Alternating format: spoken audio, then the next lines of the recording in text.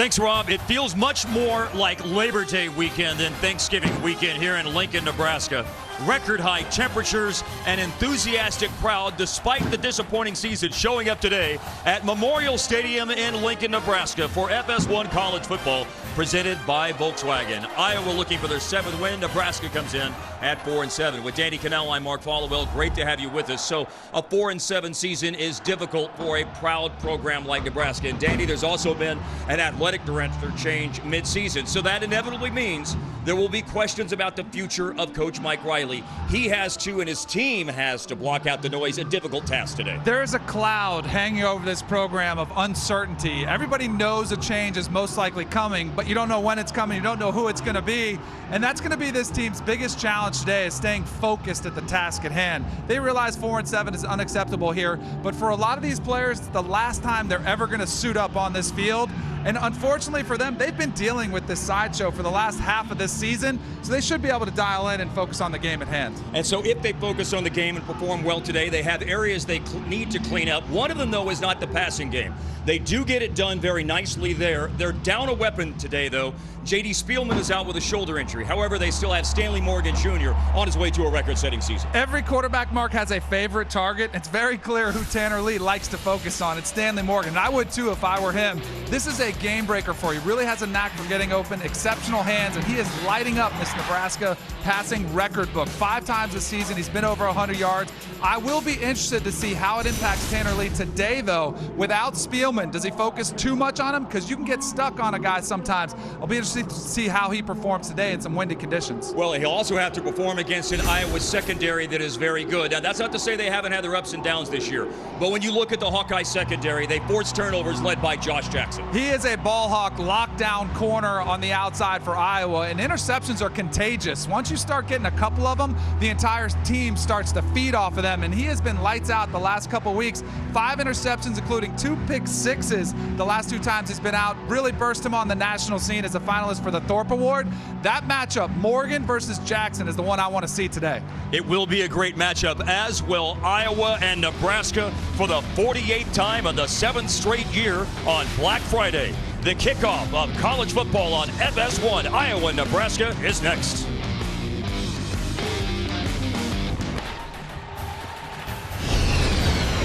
It's FS1 college football presented by Volkswagen. On Black Friday in the Big Ten at Memorial Stadium in Lincoln. Mark Followell, Danny Cannell, our rules expert in Los Angeles, if we need him, Dean Blandino. Iowa and Nebraska playing for the 7th straight year on Black Friday. They have split the previous 6 matchups. There's Mike Riley, Nebraska's head coach, with a 4-7 record this season. Kirk Ferentz for Iowa in his 19th season as Hawkeyes head coach.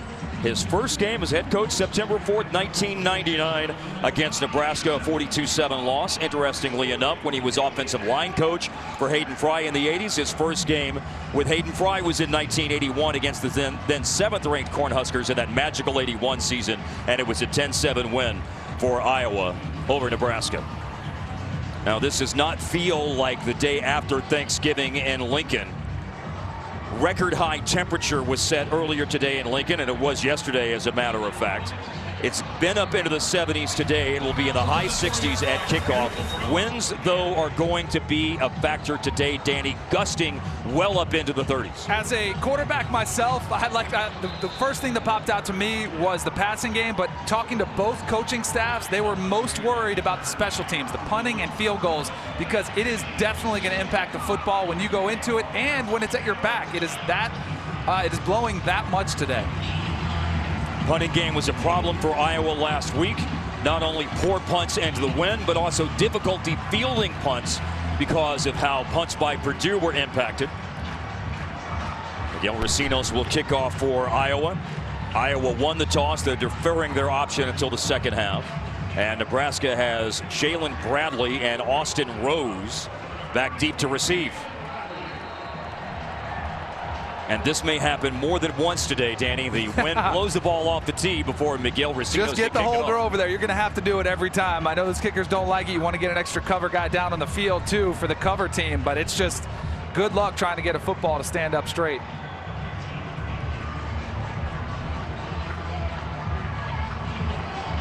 A shot a moment ago of Jalen Bradley back deep to receive, and we're underway in Lincoln. And with the wind at his back, no surprise, that's into the end zone. Racinos with the touchback. And it will be Tanner Lee and Nebraska taking over at their own 25 to start the game. Tanner Lee transferred from Tulane, where he started 19 games there over 2 seasons, set out 2016. 2017 has seen him throw for almost 3,000 yards. Yeah, he's had a little bit of an up and down season, threw some interceptions early on, but in the last 5 games, he's had 0 interceptions in 4 of those. So he's starting to figure out, hey, let's not turn the ball over. It's a tough lesson to learn sometimes. Mikhail Wilbon in the backfield. And a play fake for Lee in his first throw of the game, and he's hit as he throws. It's down, the referee doesn't blow the play dead, and it's picked up, and on the first play it's run in by Parker Hesse for Iowa. It was forced out by Anthony Nelson, and if it stands, Iowa has a defensive touchdown on the first play.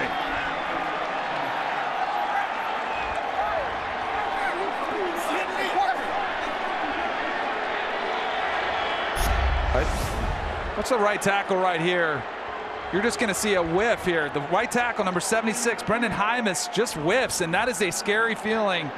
That is a quarterback looking to his left. Doesn't feel that pressure, and I do believe that's going to stand as a fumble and a scoop and score. Well, already Don Capron, the Big Ten referee for today, is pressed into action and communicating with the replay booth. Parker Hesse scored the touchdown. He's forced 2 fumbles this year. He picks up this fumble again if this play stands. Here's another look. You see Tanner Lee looking clearly to his left. Tries to get rid of it. I don't know, was his arm going forward? That's the question. That's what these officials are trying to look at right now. It may have been going forward. I don't know. This is going to be a really tough one on these guys to call.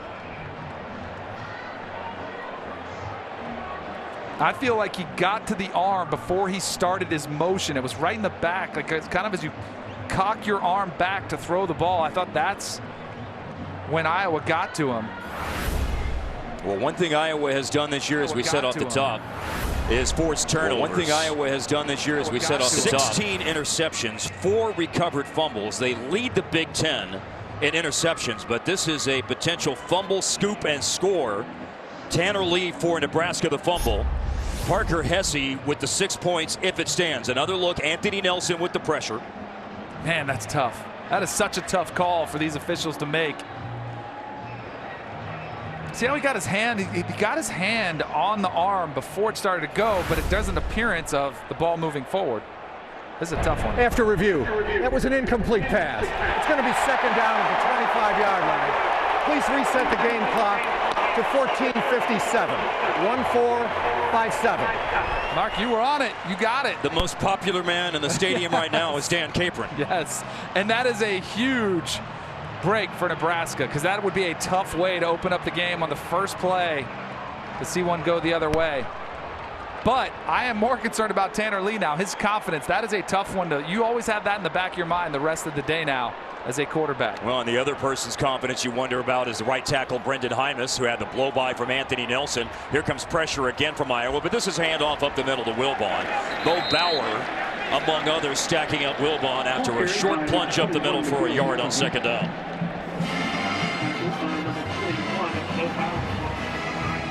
Nathan Bajutta in on the tackle as well. Iowa substituting defensively.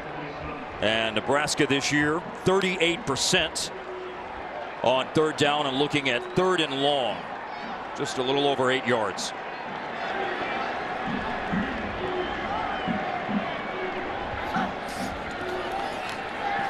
Josie Jewell spying the quarterback as Lee throws, and out to the 45-yard line and caught. Down immediately on the first catch of the day and of the year for Keon Williams, a transfer from Fresno State. He's been behind J.D. Spielman on the depth chart, but with Spielman's injury, he makes his first grab. Just going to come right across, run a little post route, and this is a beautifully thrown ball, only where Williams could catch it. But how about the focus and concentration of him pulling it in some traffic. And also looking back into a sun field as well for Williams. A gain of 19 yards up to the 46. Motion for Pierson-El. And a running play for Wilbon. Trying to bounce it outside and can't.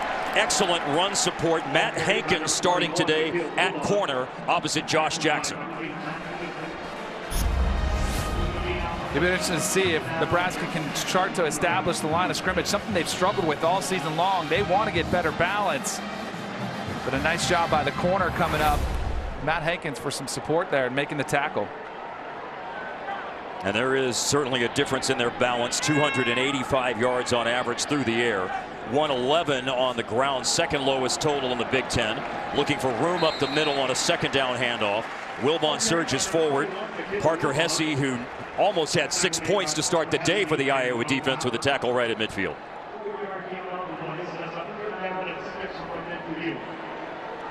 Wilbon, the junior from Chicago, 340 yards on the ground this year.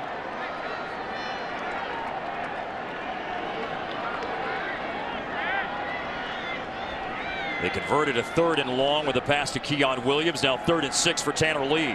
And it's batted down at the line. Well, Parker Hesse is going to have an impact on this drive one way or the other. He doesn't have the run back for the touchdown, but he's the one who bats it down at midfield, and it will be a 4th down and a punt for Nebraska. It's so frustrating for a quarterback. Right here is Hesse, right in the middle of the screen. Watch, he's trying to rush the quarterback, but once he realizes he can't get there, he kind of drops back, and almost like a basketball defender, just gets his arm out and knocks it down. That is so frustrating when you think you have a passing lane and you can't get it there. Now punting into the wind is Caleb Lightbourne, who's averaged 42 yards a kick this year.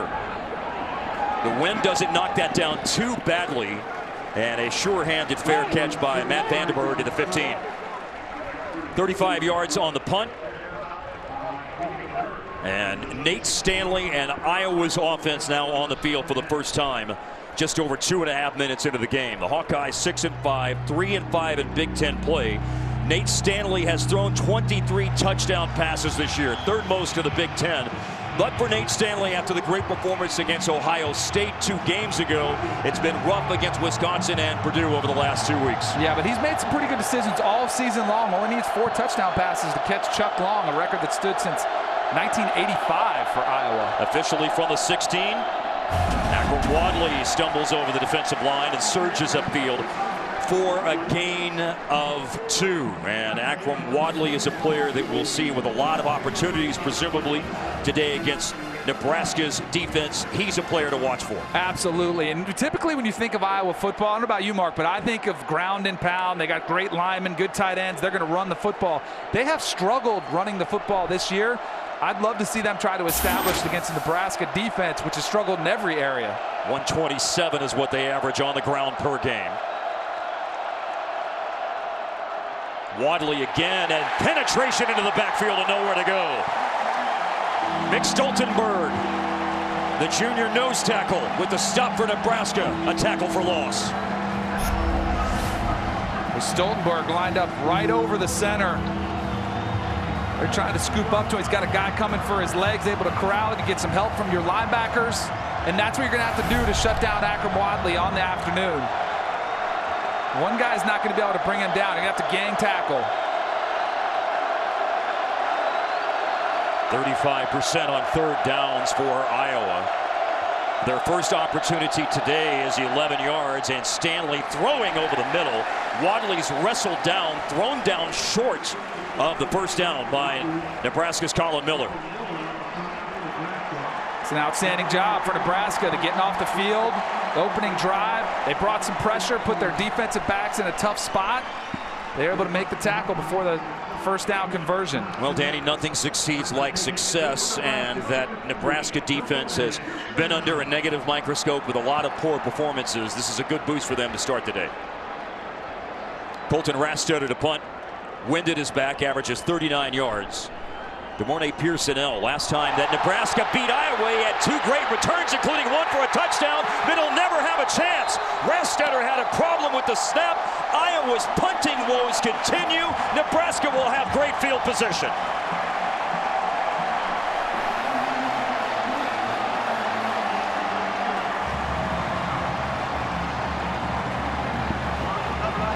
Rastetter, the punter, just drops this. This was a good snap right to him. I mean, it just went right through his hands. Not really an explanation for that one. That one's just a tough fielding call. It's a punter.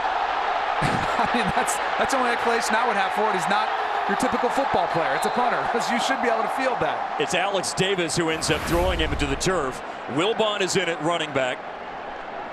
A turnover on downs with Rastetter being tackled after difficulty handling the snap, that is, for the 15-yard line now. Nebraska will start on their second series. We've seen a near momentum turning play to start the game with Iowa overturned on replay. A definite momentum setting or turning play with this miscue on special teams. And this is for Nebraska. You have to capitalize on this opportunity. Find a way to punch this in the end zone. See if they can get Morgan involved early and take a shot to the end zone. Falling behind has been a problem for Nebraska in Big Ten play, but they have an opportunity to go in front. And they had Stanley Morgan running behind the defense, but the pass is tipped before it reaches him. Morgan behind the defense, hoping to grab his 9th touchdown reception of the year. It will be 3rd down. I think even those types of passes, Tanner Lee was trying to throw a touch pass to the corner of the end zone. It's really tough to judge the wind and what impact it's going to have on the ball. That one just kind of sailed on him, a little bit overthrown. And we were down on the field before the game, and the stadium is not really providing nearly as much shield from the gusty winds as you might think. It's a problem down there. It's felt down there for sure. On 3rd down, it's a throw into the end zone. What a catch! Stanley Morgan Jr. hauls it in with one hand. Touchdown, Huskers.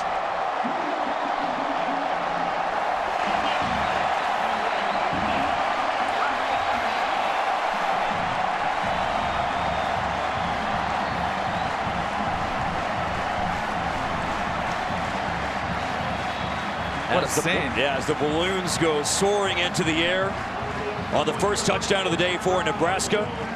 It's Stanley Morgan Jr. He does have that 9th touchdown reception of the year after nearly picking it up on 2nd down. What an unbelievable catch from Stanley Morgan in traffic, too. Extra point extends the lead to 7-0. Drew Brown nails it, as he's done the previous 35 times this year. Such a nice catch. You're going to see it now. You'll probably see it again. Laying out the right hand. Great grab by Stanley Morgan Jr. to give the Huskers the lead.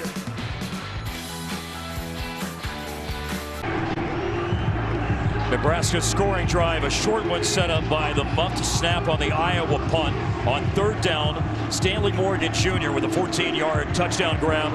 And that gives Nebraska on their 2nd series of the game their 1st touchdown before the 361st consecutive sellout dating back to 1962 at Memorial Stadium. I was wondering how a crowd would be in a 4-7 season, even though it's Lincoln, but man, have I been impressed with the showing you're getting here today. Full house, everybody's, you know, as excited as you would be as if the team was undefeated. Brown with the kickoff. Angling toward the sideline, and well placed, and he stepped out of bounds. Amir Smith-Marset steps out at the 1. The Iowa special teams is causing all sorts of problems for them today. Boy, it's a fantastic kick right in the corner there, and Marset, as a true freshman, has to realize where he is on the field. It's tough as you're tracking that kick coming your way, but you have to be aware of where you are on the football field at all times. Things just got really uncomfortable for Nate Stanley and Iowa's offense. Akram Wadley, he won't even receive the handoff, lined up as the I-back, plunging forward for some breathing room is Nate Stanley out to the 3. That's exactly what that was all about. Just see if you can get a yard or two so you have a little bit more room to work with, trying to avoid that safety. So now they're on the 3-yard line, as opposed to the 1. Stanley's thrown for nearly 2,200 yards this year. Wadley has run for over 860. We'll see if they call his number for just a little bit more wiggle room, and they do. And he has more than wiggle room. He goes to the outside, made a great cut, then a stutter step, and now things look a whole lot better for Aquan Wadley and the Hawkeyes. You know who I would not want to be? I would not want to be a safety having to match up. Watch number 24, Aaron Williams, trim up and try to fill this hole. He's got a big, this is basically open field tackling drill. Watch him whiff. That's just tough to ask anybody to do because Wadley has the skills to make a guy miss, and that's what you're supposed to do as a running back. The line's going to take care of that front seven. You have to make the safeties miss. Wadley aiming for his second straight 1,000-yard rushing season. He's in motion this time. He just caught his 26th pass on the earlier drive. So this time it will be the transfer from Nevada, James Butler, who's run for 328 yards this year. Doesn't really add to his total. The play strung out to the right sideline and barely back to the line of scrimmage, if that. That's one way to shut down Wadley is get penetration up front, so you're playing on his side of the line of scrimmage. Ben Stilley had that defensive penetration, among others, for Nebraska. Hawkeyes second down and 11. An offense that averages 26 points per game this year. And that is a great catch down the right sideline by Vandenberg. Hauled it in at the 42.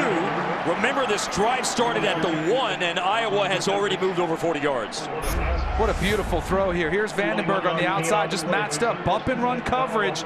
So you know as a quarterback you're going to have a chance to hit that fade route, but beautiful touch pass, hit perfectly in stride for Vandenberg, who lays out and goes to get it. Beautiful, beautiful execution.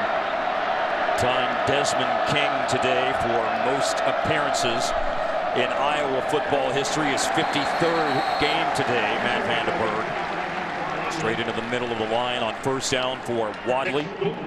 Nick Stoltenberg.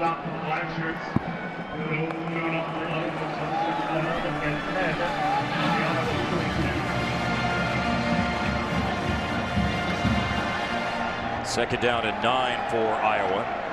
Winners in this game 40-10 for the Heroes Trophy last year in Iowa City. Dominant rushing performance all around by the Hawkeyes. Stanley with a short drop. Incomplete. Was looking for Amir Smith-Marset, covered by Chris Jones. Third and long for the Hawkeyes now. Nebraska corners have been very aggressive on the outside, lining up in bump and run coverage, saying, you know what, we don't respect your speed. You're going to have to beat us over the top. And you know what, I would too, because those fade routes are really tough to complete in these types of conditions. Did complete one a moment ago to Vandenberg. Now for the 42. Bump coverage all the way across. They're daring him to go over the top. And they'll go underneath, and Smith-Marset catches, turns up the middle, and has a first down. Tackled right at the marker at the Husker 48. Now you get those corners bumped up, tight coverage. You get them caught up in some traffic. It also gives you an opportunity to get some good blocks. See the block there by Nick Easley, number 84. You block one corner who's blocked up man-to-man, make him miss. All of a sudden, that's how you extend plays. Now we got a fourth down here. The spot wasn't as good as it initially looked like it might be. Smith-Marset was just short. Fourth and less than a yard. Quarterback sneak going for it. And they're 14 of 19 now on fourth downs this year, as Stanley was able to wedge himself into a seam and fall forward for the first down. Right behind his guard, Sean Welsh, just leading those big boys up front. And they've really got some solid push where it was pretty easy conversion for Nate Stanley just to fall forward. Welsh, who Stanley ran behind in his 48th career start today, the senior from Springboro, Ohio. Now with a fresh set of downs for the 47.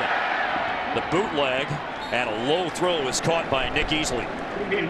Down to the Nebraska 45 after a gain of 2. Front of the coverage of number 3. Like this game plan for Iowa early, trying to establish the line of scrimmage, get some run game going back from Wadley, but also a nice little mix of play action pass and taking their shots downfield to try to get some breathing room on the outside. Wadley in the backfield on second down. 10th play of the drive. Wadley gets blocks on the edge, has a hold to burst through, and a first down. Forced out by Joshua Kalu.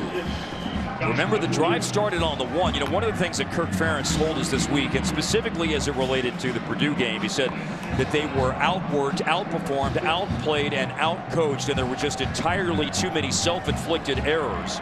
Remember that there was a self-inflicted error with stepping out of bounds on the kickoff at the 1 to start this drive, but they've moved it now all the way to the Husker 36. Play fake by Stanley. Has time in the pocket, but overthrows Nick Easley.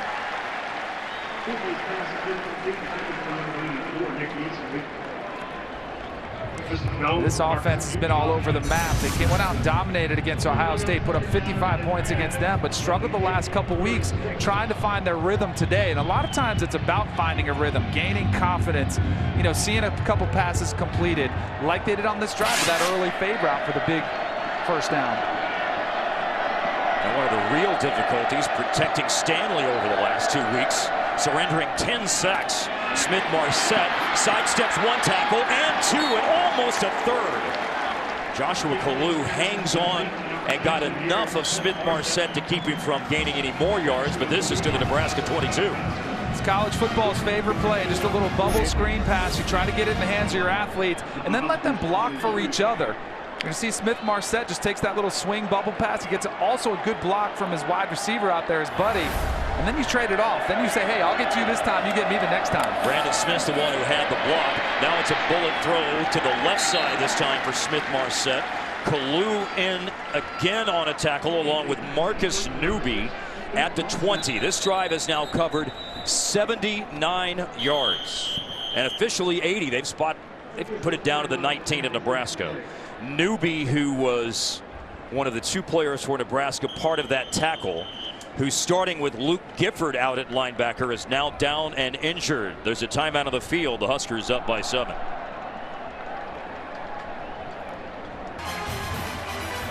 Kirk Ferentz, who told us that there were too many self-inflicted errors last week against Purdue, had a self-inflicted error for his team on this drive. They stepped out of bounds on the kickoff at the 1, but the drive has covered 13 plays and over 80 yards.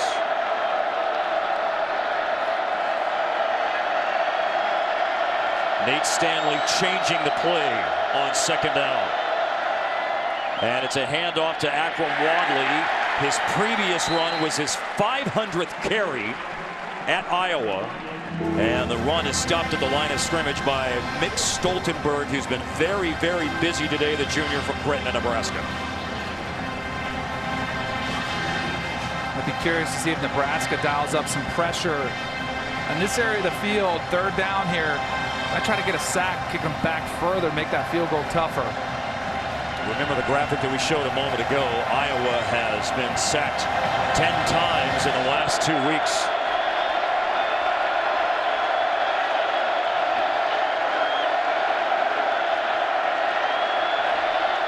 Nate Stanley dealing with the noise, making sure everyone had heard the change. Timeout, Iowa. Their first timeout of the half. Barely got the timeout before the play clock expired. Timeout, Iowa. They're driving Nebraska the 7-point lead.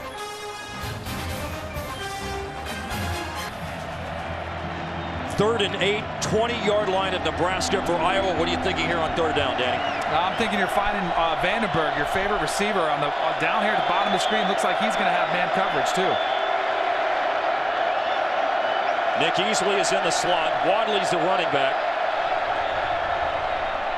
Wadley on the handoff, a cutback, bumped into a lineman, breaks a tackle, and runs it in for a touchdown for Iowa.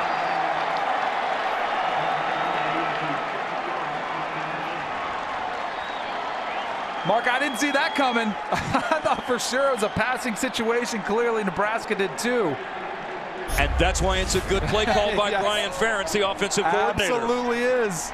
Just a little counter action in the backfield. And again, Akram Wadley makes the first guy miss in the second level. And if you can do that so many times, you'll be able to get those extra yards. See those big pulling guards coming around. At big 79, Sean Welsh leading the way. And Wadley's elusive enough to make those secondary players miss. If you can man up and lock those guys down up front, he's going to make some big plays like that one. As Mike Riley and Kirk Ferentz look on, there is an injured player for Nebraska, and it's Stoltenberg, who's already been very busy early on in the game. Mick Stoltenberg limping off. When you're a 3-4 defense, you need a dominant nose tackle, and that's what Stoltenberg has been for this defense. And Stoltenberg in the middle of the screen, just see some bodies rolling around that, down around your legs. He gets rolled up.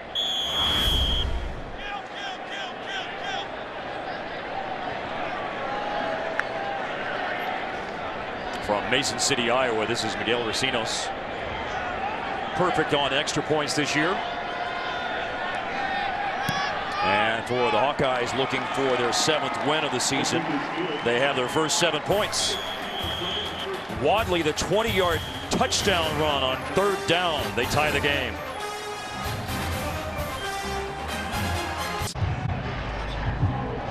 Iowa's tied Nebraska 7-7. Coming off a loss to Purdue last week and a 38-24 loss to Wisconsin the week before. That was after the 55-point outburst against Ohio State.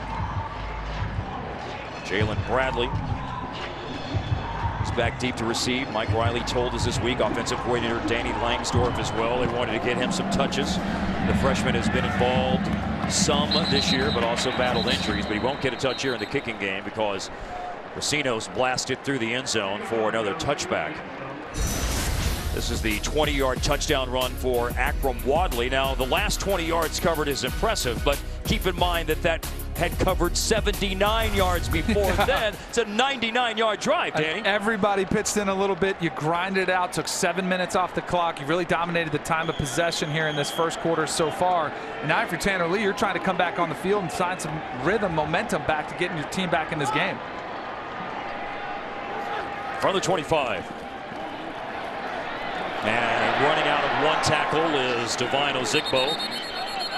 Josie Jewell, the leading tackler for Iowa and 3rd in the nation. The great senior linebacker Josie Jewell stops Ozigbo after a run of 3. He's had an incredible career. Josie Jewell is 3-time captain. Never seen that before in the history of Iowa football. It speaks volumes to the type of leader he is, and Kirk Ferentz raved about his impact on this program. Spots at the 29, so it's a gain of 4 before the 118th tackle this year for Josie Jewell for Iowa. Penetration into the backfield by Epinesa, the freshman defensive end, but running straight up the gut after eluding that tackle was Ozigbo. Miles Taylor a tackle, but right at the 35 for a first down. You know, as we watch Nebraska start to move here, think about that Iowa drive, Danny. Amir Smith-Marset on the kickoff stepped out at the 1-yard line, then had 26 yards of receptions on the drive. I love it. A lot of coaches might have taken a guy out for making what looked like a boneheaded play, but they stuck with him and even gave more opportunities to make up for his mistake. Looks like that's Miles Taylor, one of the safeties for Iowa, down right now. They're already down a man when it comes to safeties. His backup, Amani Hooker, is unavailable due to injury. Jake Gervais and Geno Stone are the other options at safety. Gervais the starter, and Stone backs up both positions. Just a little draw route. You see Epinesa whiff, and here comes Taylor into the picture, number 19. As Miles Taylor made the tackle, you didn't see anything that looked obvious. It's good to see him walking off the field. And from the Hawkeyes' perspective, not just good to see him walking off the field, but also from their lack of depth at safety. Well, and if you're Nebraska, it's time to dial up a play. Take your shot play here. You've got backups coming in. You've got a freshman at left corner. You got a freshman now in backing up where Taylor left off, so take your shot down the field here. Geno Stone just came in for at least this play. As Danny noted, a freshman. He's from Newcastle, Pennsylvania. Has 1 pick this year. Last minute of the first quarter First quarter has seen a touchdown pass for Nebraska from Tanner Lee to Stanley Morgan Jr. And then a 20-yard TD run by Akram Wadley. Jalen Bradley has his first chance for a touch today. The freshman from Bellevue, Nebraska, has run the ball now 16 times this year. Nathan Bushita with a stop for Iowa after a gain of 3. 3-yard gain off the play, brings up second down and 7. With the clock running down here, Nebraska's probably going to let the quarter run out. Maybe get the wind at their back to take that shot down the field. That might have been something they were considering. Yeah, there certainly wasn't a sense of urgency to snap the ball here late in the first quarter for Nebraska going into the wind. They'll flip sides now and have that wind at their back when we return for the second quarter for the Heroes Trophy in Lincoln, Nebraska. After one, Stanley Morgan Jr. the touchdown for Nebraska. Akram Wadley the TD for Iowa.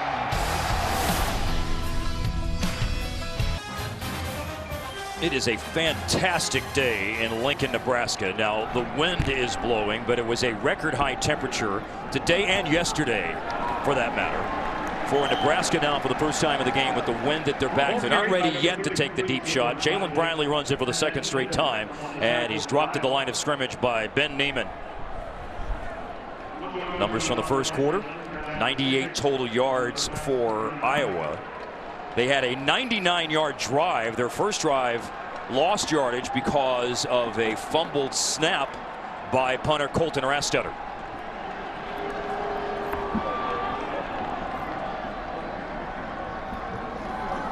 On third down, Lee to throw. And he goes over the middle and finds his tight end right at midfield. Sure-handed grab by Tyler Hoppus. I'm sorry, that's Jack Stoll. Stoll with just his 8th catch this year. They throw it to Hoppus a lot at tight end as well for 13 yards just over midfield.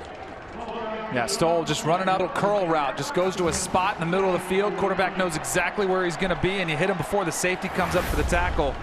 Nice execution from Tanner Lee to Stoll. From Lone Tree, Colorado, with his 8th catch this year. Tyler Hoppus has caught 30 passes. Now Jalen Bradley running. Looked like he had a head of steam, Danny, but he could not run out of a strong tackle by Josie Jewell. And that's what you expect out of Josie Jewell, the middle linebacker position. He comes up, scrapes around those defensive linemen in front of him, and wraps up and tackles as good as anybody in the Big Ten Conference and maybe even the entire country. The key thing that Kirk Ferentz told us this week about Josie Jewell from Decorah, Iowa, was that they almost didn't recruit him, but his team won in pretty much any sport that he played. And so that drew him and them to Josie Jewell. And here's another bullet pass off the play fake. Tanner Lee with the completion. Pierson-El has it. And into field goal range inside the 30. The drive moving for Nebraska to the Iowa 27-yard line. Now you're starting to see Nebraska finding some rhythm. Just a little draw fake. We've seen a bunch of these draws run out of the shotgun. So the linebackers start to suck up just enough where it opens some passing lanes for Pierson-El. It's just a simple slant route, just a flat slant concept. And as a quarterback, you see that passing lane, you love it. Injured J.D. Spielman today, but along with Morgan and Pierson-El, Nebraska has 3 of the top 10 in the Big Ten in receiving yards per game. A run by the freshman Bradley. Bradley making an impact on the drive, churns down to the 20-yard line before he's hit by Ben Neiman. Now you're starting to see some holes open up from this offensive line, giving Bradley some opportunities, much like we saw Akram Wadley for Iowa, making guys miss. That's when you start popping out 7, 8-yard runs. Start giving a little more space for these running backs to run for both teams. Some fresh legs, some eager legs for the freshman Jalen Bradley to the Iowa 20. Nebraska trying to put it into a 3-game losing streak. This is Bradley, who can't bounce it outside. Wrapped up by Nathan Bushita.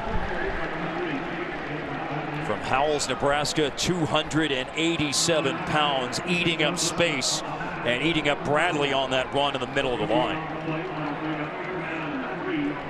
Bushita and Hesse on the outside. Good job of forcing Bradley back to the inside. I thought maybe he had a chance to get outside for a second, but Iowa was able to push him back to the middle. 10th play of the drive. 3rd down and 2. Nebraska 3 for 4 today on 3rd down. And Lee's pass is batted down. Matt Nelson interior of the defensive line for Iowa, the junior from Cedar Rapids. We've seen a couple of batted down passes today by the Iowa defensive line now. That's, again, I've talked about the frustration from a quarterback standpoint before. You think you have a passing lane, you go to make it, and these defensive linemen, they're just sitting back there surveying the quarterback's eyes. Once they realize they can't get there, they almost turn into shot blockers. They're trying to bat that ball down. For his 60th field goal, they fake it. The holder, Darlington, pitched it into the middle on a shovel pass, and it goes nowhere. Bajita read it all the way, and on a fake field goal on 4th down, Iowa with the stop.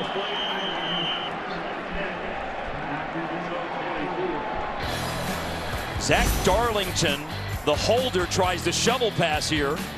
They're looking for the fullback, Luke McNitt, and Bajita. Outstanding job for the Hawkeyes special teams who turn the tables.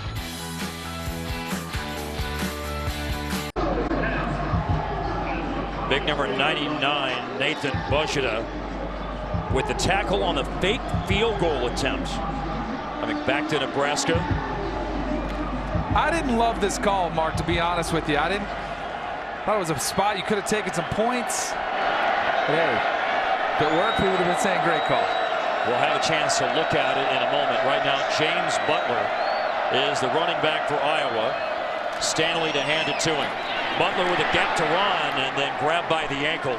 Down he goes by Khalil Davis. Let's go back and look at the fake field goal now, Danny. They're going to try to fake, you know, the little watch. The kicker's going to go here, and then they're going to have an underneath shovel. That's McNitt underneath, and you're going to try to shovel it to him, but there was penetration from all sides. Iowa had 4 guys that could have made that play. I don't think that was a designed read where it's a numbers thing. That was just a, hey, we're going to try to outfox them here and fool them with a fake field goal. I just didn't like it at this point in the game. Quick pass, Easley. Easley had 1 block on the edge from Vandenberg, then bumped out of bounds for Iowa. 10:44 left in the second. Wadley the touchdown for Iowa. Stanley Morgan Jr. for Nebraska. Iowa special teams have had highs and lows both so far in the opening 20 minutes of the game, haven't they? Yes, they have. Been all over the board a little bit, but coming off with a big stop there, they weren't fooled one bit by the fake field goal. 5-yard bubble screen to Easley. That went to the right side on the first pass a moment ago. Now to the left side to Easley. And read well by Nebraska by Joshua Kalu, among others. When they run all these bubble screens, you have to tackle in the open field. You have to shed blocks. Nebraska's done a pretty good job making sure those don't go for long yardage. Good pursuit to the ball by Kalu. Stanley is now 8 of 10. A lot of underneath throws, though, for the Hawkeye quarterback. 3rd down and 4. Noise level ramps up at Memorial Stadium. Nebraska looking for a hold on defense after Iowa's already picked up 1 first down. Pressure on Stanley, Loco, incomplete. The pressure forced a low throw to Nick Easley, and the pressure came in from DiCaprio Boodle. Yeah, the pressure on 3rd down is what you would expect from Bob Diaco. And I bet Nate Stanley's wishing he had just a split second more to set his feet and make a throw.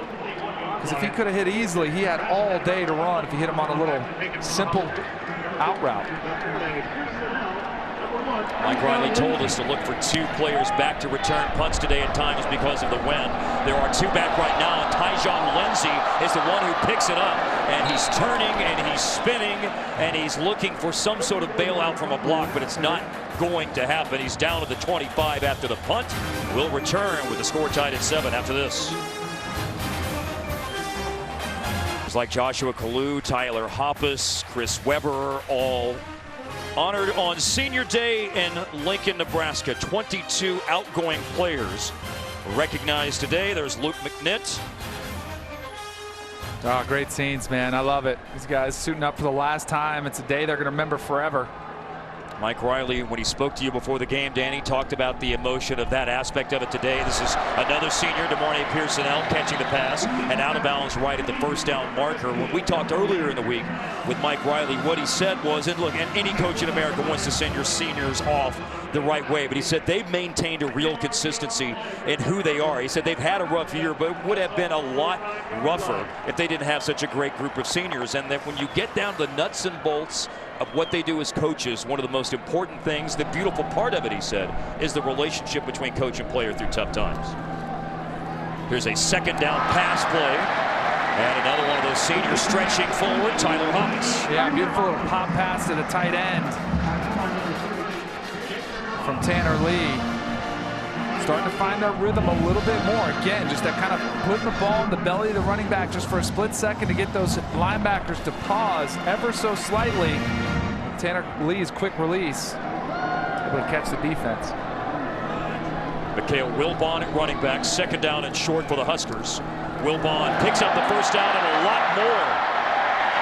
3 plays, significant yardage picked up on all 3 plays of the drive. That run by Wilbon to the Iowa 42. Beautiful vision from Wilbon. Plays designed to go this way, but you're going to see a cutback right there. Just that subtle little cutback. Sometimes they're designed, sometimes they're not, but that's great vision from Wilbon, recognizing that running lane was not to the play side, but to the backside.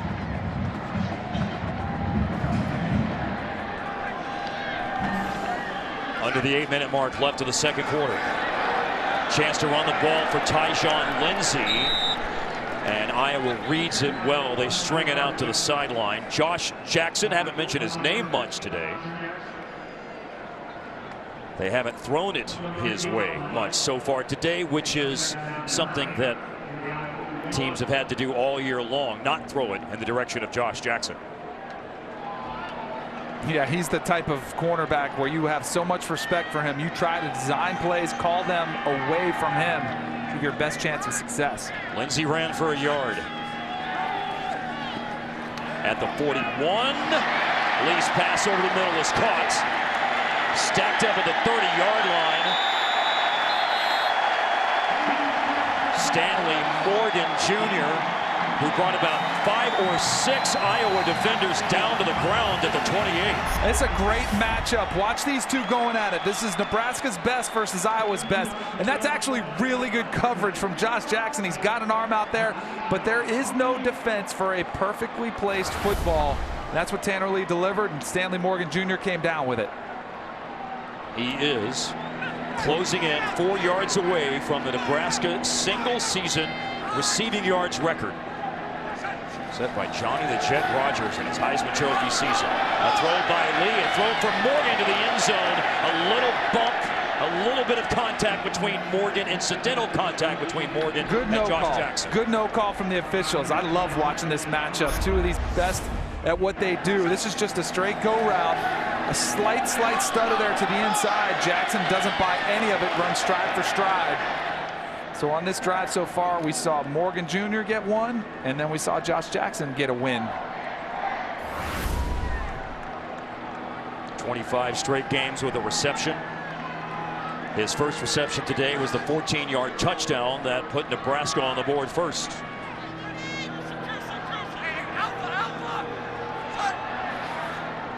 Quick throw by Lee through the hands of Tyjon Lindsey. Covered by Matt Hankins from Marcus High School in Flower Mound, Texas, just outside of Dallas. Yeah, a true freshman there. Didn't give any ground. Well done. Nice burst on the ball coming up just to stop the hitch route.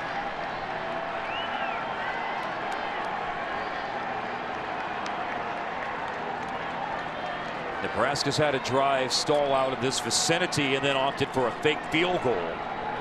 That was earlier in the second quarter, a fake that was snuffed out by Iowa's special teams, notably Nathan Bujita. Lee with a good pocket. And he's throwing for Morgan, and he's open, and he has it. He'll stroll in for the touchdown for the Huskers.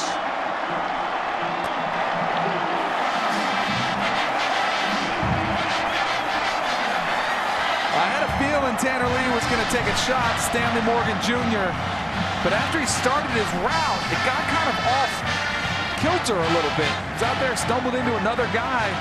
But clearly, Tanner Lee said, I know where he's going to be at the end of this route. That's the only thing that matters. 967 receiving yards this season.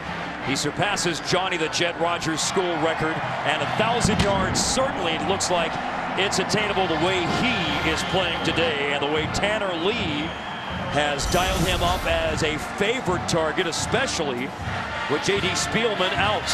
There's Morgan bumped by Jackson behind the defense, and he grabs his second touchdown reception of the day. Nebraska doubling up Iowa.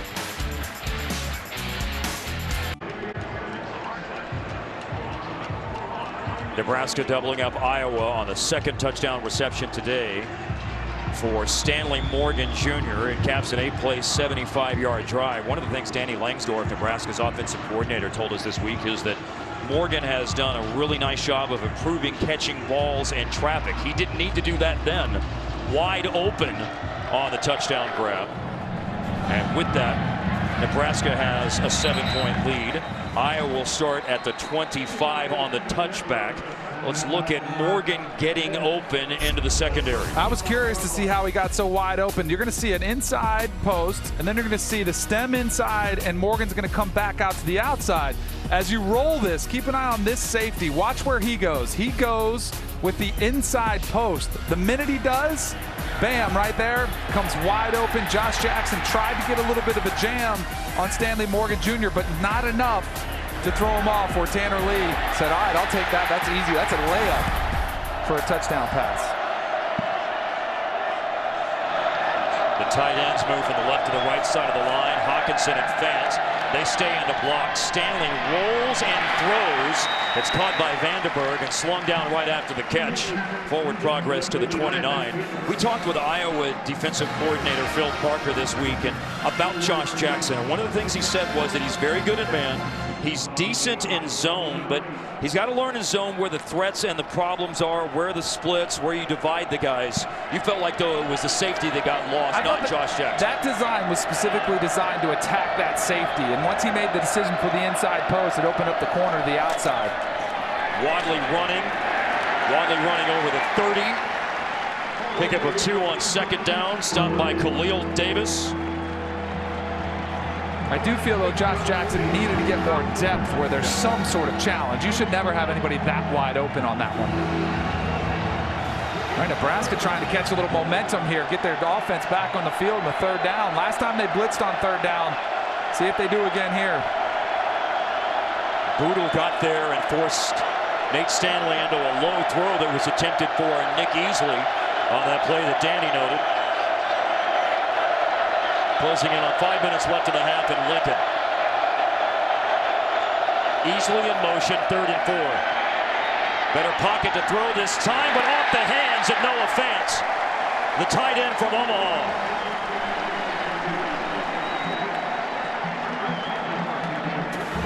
That's really exceptional coverage from Nebraska's secondary. They locked up man coverage, no pressure, just rushed 4 up front, but then they locked down every other route. And that put Chris Webber in a single man-to-man matchup against the tight end. And that's, you know, I talk about the perfectly thrown ball. There's no defense for it, just a little bit out of the outstretched arms of his tight end. But good defense. That was Pierson-El, who's back deep. Rastetter, line drive into the wind. Markers are back down because there was contact with Rastetter, the punter.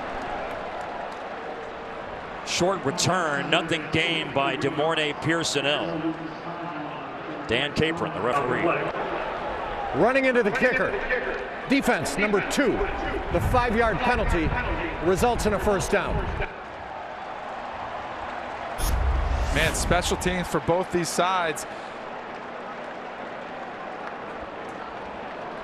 This pretty good job by Rastetter. I know he had the earlier fumble when the ball was right to him, but a pretty good sell job on that one, going down at the first sign of contact, really selling that penalty. But ultimately, if you're a Nebraska punt rusher, you've got to see that in time and be able to steer your way away from that punter and make sure you don't get that called against you. Tony Butler was the play who bumped into Rastetter. Remember that last weekend there was a stop by Iowa's defense on Purdue's first series. They had a roughing the kicker penalty, that kept the drive going for the Boilermakers. Ultimately, they scored. Let's see if Iowa now could take advantage of a miscue like that that's gone in their favor.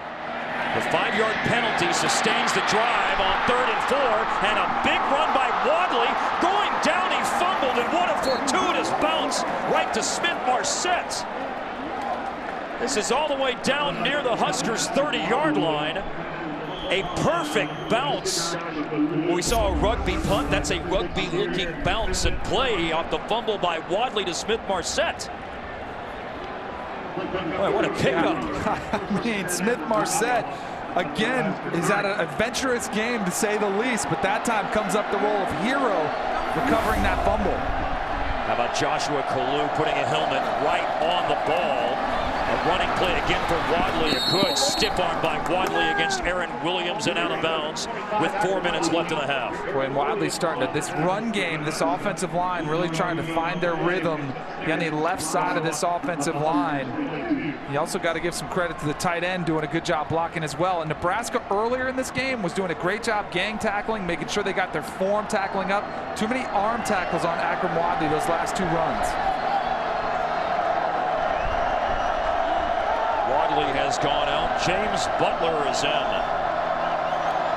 2nd and 2. Butler hit at the line, drives forward. Hit on defense by Antonio Reed. Right now we need to check in with Sam Farber in LA for Fox College Football Game Break. All right, Mark, still hope for an undefeated Florida team to survive this Black Friday. 10-0 UCF hosting 9-1 South Florida. Mackenzie Milton, the quarterback, late hit to Adrian Killens. He takes it in for the score. Central Florida once led by 14. It's now down to 1, 21-20. Golden Knights, one of 3 remaining undefeated teams. Big game in the American Athletic Conference. On the first down, he has easily. Stanley throws it to him, and easily steps out of bounds at the 10. And that was great execution from Iowa on just a little bootleg pass. As a quarterback, you want to keep the play alive, keep pressuring, keep surveying the field. And as Nate Stanley did that, defense is trying to cover it. They come up and say, hey, I got to get the quarterback. The minute they did that, flips it out to the flat. This is an uber efficient day so far for Nate Stanley. Now 10 of 14.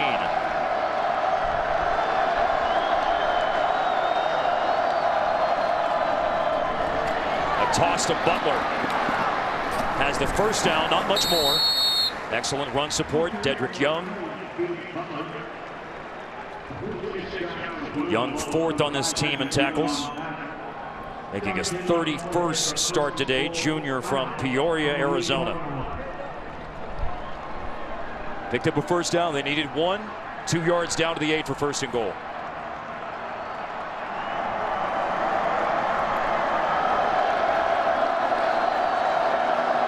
Remember, running into the kicker penalty helped sustain this drive for Iowa. Another running play for Butler. Contact at the 5. Reed trying to rip the ball away. And Butler is inside the 5, setting up 2nd and goal. It's about the 4th or 5th run we've seen Iowa working to the left side of that offensive line, whether it's a toss sweep to the left or whether it's just a straight zone stretch play. They are really working that left side, feeling confident. And they're rolling their left guard, too, which is pretty interesting, between Render and Reynolds. Both swapping out every other series. And remember, they have a redshirt freshman from Detroit. Alaric Jackson is the starter at left tackle. True freshman Tristan Wirfs is the starter on the right side at tackle. On 2nd and goal, James Butler trying to be patient, but too many bodies, too many men on that side of the field, led by Ben Stilley for Nebraska. Nowhere for him to go. No, finally you got some penetration. Stilley just fights off a tackle. See him right there in your screen. Able to fight his way through that offensive line.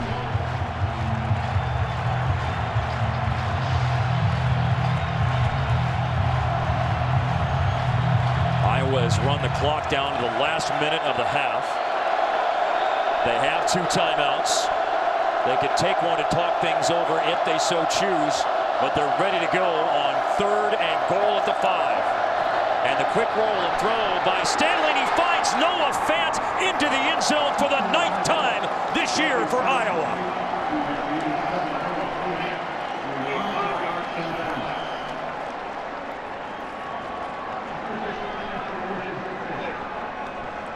He already has the Iowa record for touchdown receptions in a season by a tight end.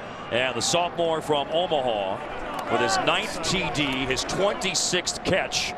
And the drive did end up capitalizing on the special teams mistake. And Iowa ultimately punches it in. They're an extra point away from tying it. Well, these tight ends for Iowa historically have always been a great weapon for whoever's playing quarterback, and it's been no difference this season.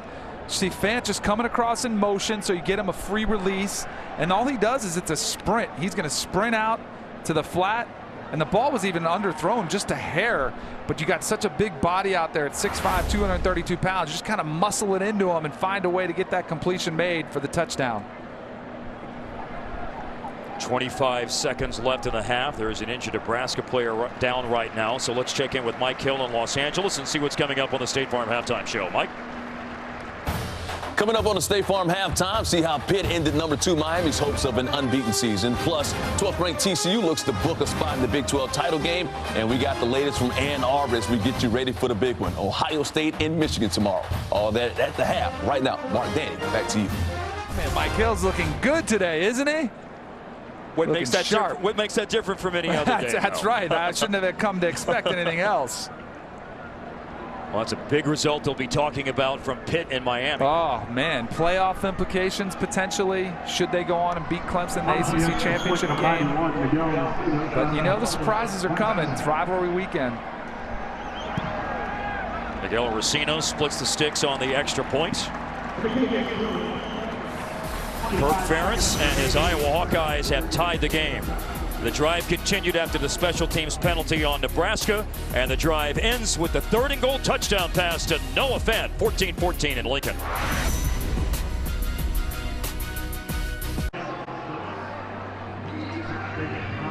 Noah Fant, 5-yard touchdown reception to end the Iowa drive and tie the game for the Hawkeyes. Akron Wadley ran for 39 yards on the drive. One big play accounting for a lot of those yards. An 11-play, 75-yard drive. A running into the kicker on a punt helped advance that drive. The kickoff now into the wind at the 15. Jalen Bradley. Parker comes in. Their ball's on the ground. Yeah, that ball made him come out. It was hard to see. But yeah, you know by the players' reactions. Yes. So those bodies start diving in a pile. It would be fitting if the half were to end on some sort of special teams play that swung the momentum. But Bradley gets up off the pile with the ball anyway. Was he down? Yeah, he's down. He's down clearly. There is no foul on the play for an illegal low block. First down. Coming up on the State Farm Halftime Show, Mike Hill and Petros Papadakis in Los Angeles. They've got a lot to look at from Black Friday. Pitt upsets Miami. College football playoff implications, quite obviously. TCU headed towards the Big 12 title game, playing host to Baylor today at Amon G. Carter Stadium in Fort Worth. And a report on the matchup tomorrow at the Big House, Michigan and Ohio State, which will be on Fox.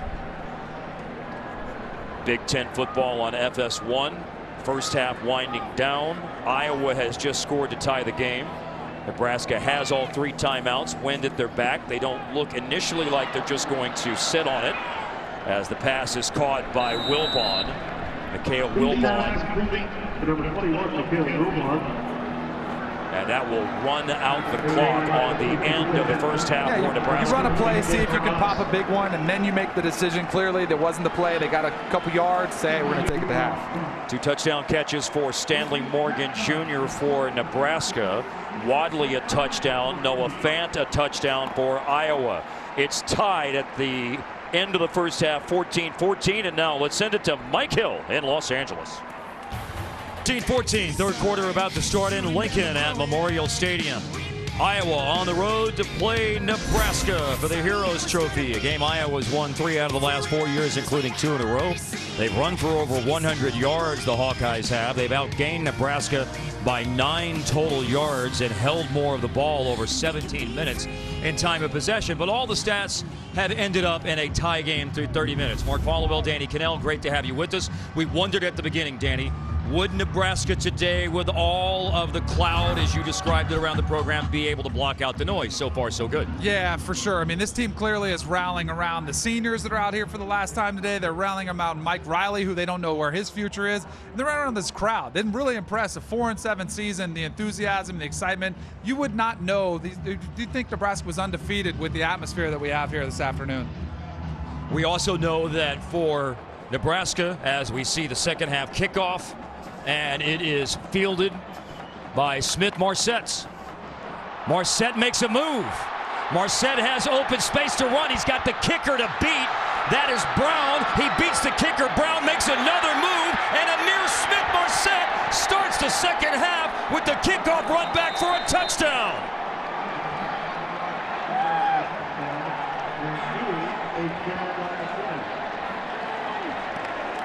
Short kick into the wind. Smith-Marset runs it back 86 yards.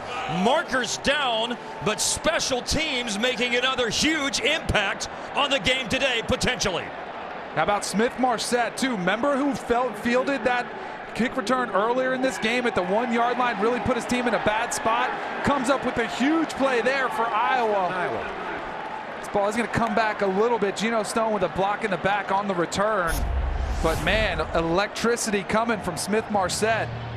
That time gets a much more fieldable ball in the middle of the field, gets some good blocks, and then the speed to get to the outside almost takes it the distance. Pretty good job by the kicker, just slowing him down enough for some other players to come. There's number 9. You saw the block in the back right at the end by Geno Stone. But anyway, exceptional field position for Iowa to start the second half. After the penalty, they have it at the 22. Wadley runs, got an excellent block at the point of attack, and Wadley lumbers down inside the Nebraska 15. Drake Kulik at fullback from Muscatine, Iowa. The senior delivered a very good block at the line of scrimmage, and the runs down to the 11.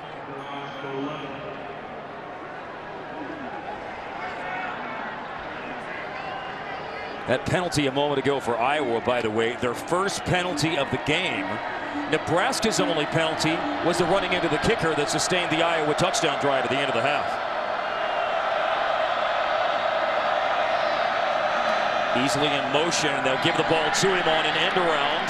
Nebraska reads this fairly well, and they bump Nick Easley out at the 5-yard line. Forced out by Aaron Williams. Yeah, Akram Wadley's been the focal point, much like he has throughout his entire career for this Iowa offense. Really tough to tackle in the open field. He's got the touchdown early in this game to put Iowa their first points on the board. Man, he is tough to bring down the open field. 80 yards in the first half, looking to build on that here in the second. Once he picks up 3 more yards, it will be his 14th career 100-yard rushing effort. Akram Wadley, the senior from Newark, New Jersey. And he has a chance off the left side. They can pick up a first down without scoring, but neither one of those things happen because of the work of linebacker Chris Weber, the talented senior. Yeah, the captain of this Nebraska defense, a clear leader on this team. He's got a 3.96 GPA. He's going to go to medical school. If the NFL doesn't work out, but he needs another stop here. Try to force a field goal. We almost feel like Iowa's got some options here. As it relates to potentially 4-down territory, this option is fullback Drake Kulik. And again, remember, they can pick up a first down without scoring. They have a yard to play with, so the goal line isn't what Kulik had to reach. He's going to get the first down. So they're going to fresh set of downs here. Really close. Kulik's trying to power his way in, not stopping. You're seeing Nebraska defenders pulling his feet out from under him, trying any way they can to keep him out of the end zone. It's ugly in the middle there sometimes, Danny. Yeah.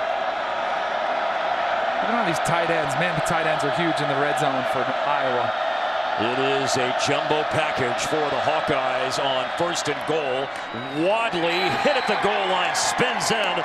Hawkeyes take the lead early in the 3rd quarter.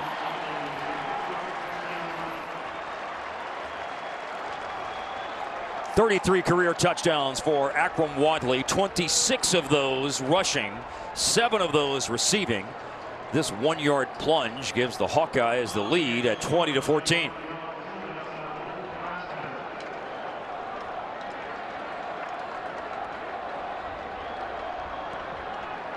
Miguel Racinos with the extra point. The drive started after Amir Smith-Marset ran the kickoff back for a touchdown. There was a penalty that put them at the 22, and some tough running at the end. First by Drake Kulik, then by Wadley. Iowa has the lead on the road.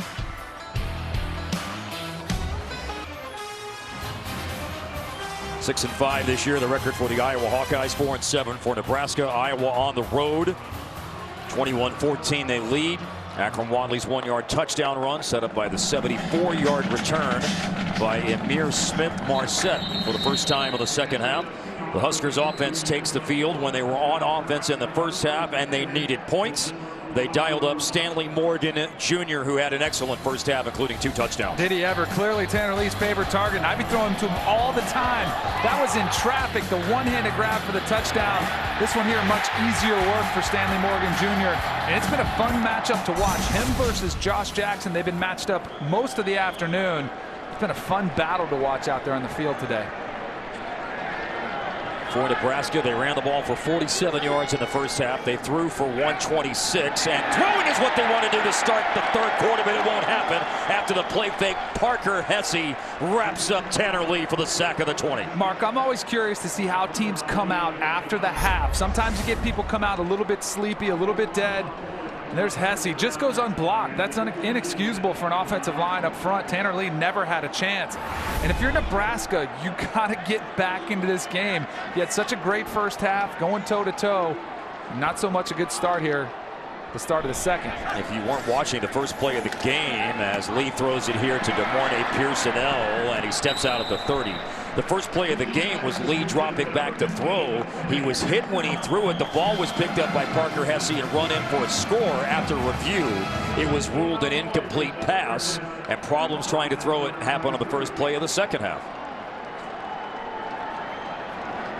Numbers, though, all in all, Danny, pretty efficient today for Tanner Lee. 10 for 16. And more importantly, hasn't made any mistakes with the football. Been a very clean game for Tanner Lee. He's made good decisions.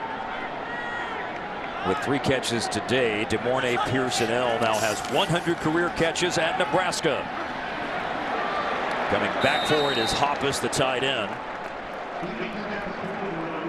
That was a 3rd down and 5 throw, and having to come back for it means giving up ground and coming up short of the 1st down. Know how far you have to go, and just this little hook route underneath. If you're Hops, you can help out your quarterback. You got to get the yardage you need for that 1st down. Just short of it, and it might look like something little, but that ½ yard is the difference between keeping the ball moving and having to punt here for Nebraska. Haven't seen much of Caleb Lightbourne today.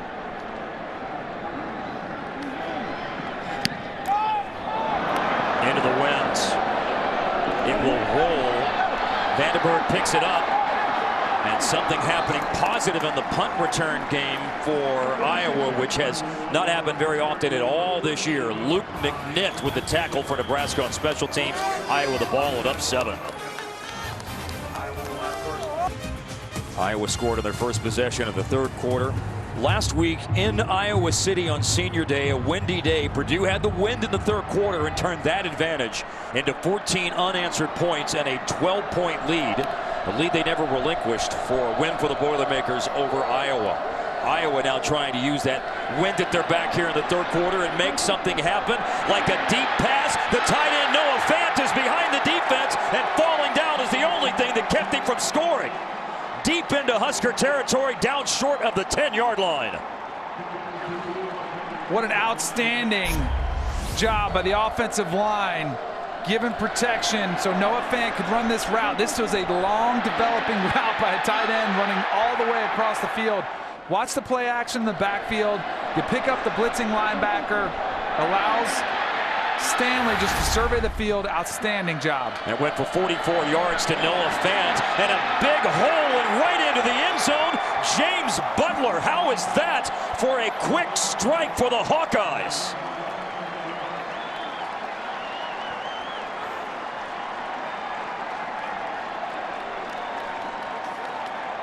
Mark, I was worried about Nebraska after the opening kickoff, how they were going to come out of the locker room. Sometimes some team just comes out a little bit more enthused, and Iowa's just going for the jugular right now. You see James Butler reaping the benefits of an offensive line, which has really been establishing themselves at that line of scrimmage.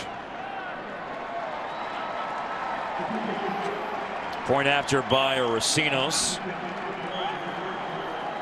Two-play drive covers 56 yards. Noah Fant, the catch for the first 44 yards. Then James Butler's first touchdown. Iowa doubling up Nebraska on the road. To go, the first Iowa touchdown for James Butler. He transferred from Nevada, where he ran for over 3,300 yards there. Finds the end zone for the first time for the Hawkeyes. And finding the end zone is what Miguel Racinos' kickoff does, and what Iowa has done on their two drives. Great field position on the first one, and pretty good field position on the second one, but they just take care of things very, very quickly with two plays and 56 yards covered. Yep, that's what you do. You capitalize on those big play momentum plays. You had Smith Marset with a big kickoff return. Set him up in good field position, come right back, second drive, hammer it home. Nebraska here is in a must-score situation for me. They've got to do something on this drive before this game gets out of hand. The drive starts at the 25, and Lee rifles his first throw. And it's caught by Hawkeyes, the tight end. He just set a tight end single-season reception record here at Nebraska with his 33rd catch. Gain of 5 brought down by Ben Neiman. You just said it's a must-score drive. What do you see in the nature of the game right now and the nature of Nebraska body language that makes you think that? That's what I'm most concerned about, is you're seeing a team that's a 4-7 team. They played a great first half. They got to be able to handle it and carry over some of that poise and composure from the first half to the second. And Lee's throw is up over Stanley Morgan Jr. and out of bounds. One of the things that Mike Riley told us this week, and that it's dangerous in this game, that your psyche can be fragile. And he specifically pointed to the Minnesota game recently that was a big loss. He said, we were so fragile that day. One thing led to another, and we just didn't play. They've got to play right now, though. And they've got an important play in front of them, the Huskers do. Third down. They need a long 4 just outside of their 30. Lee's pass is intercepted. The interception by Ben Neiman.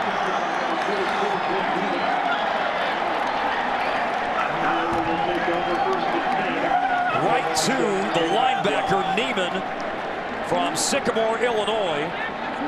He's recovered a fumble this year, and now he has a pick against the Huskers. Hawkeyes is just going to try to sit down in a little spot in the zone there.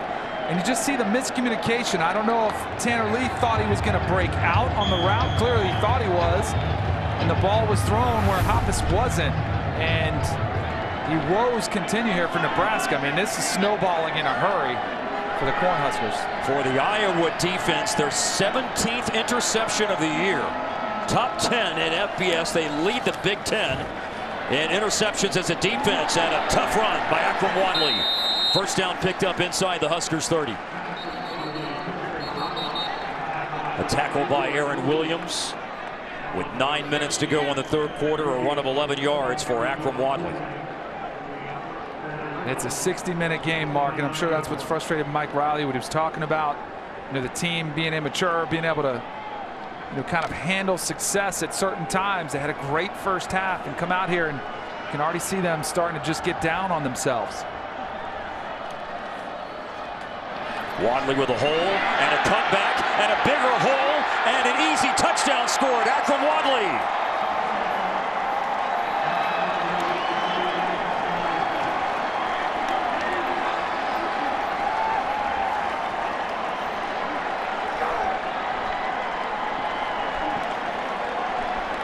For the second straight year, Akram Wadley now is a 1,000-yard rusher. That puts him over that milestone for this season. And this is a 21-point onslaught in less than 6.5 minutes for Iowa. Assuming, of course, the extra point, which extends the lead to 35-14. Man, it's been credit to Iowa for coming out pouncing, coming out in the second half, ready to go. And, man, they've laid the hammer down here in Lincoln. And bringing the hammer was Wadley with that long touchdown run.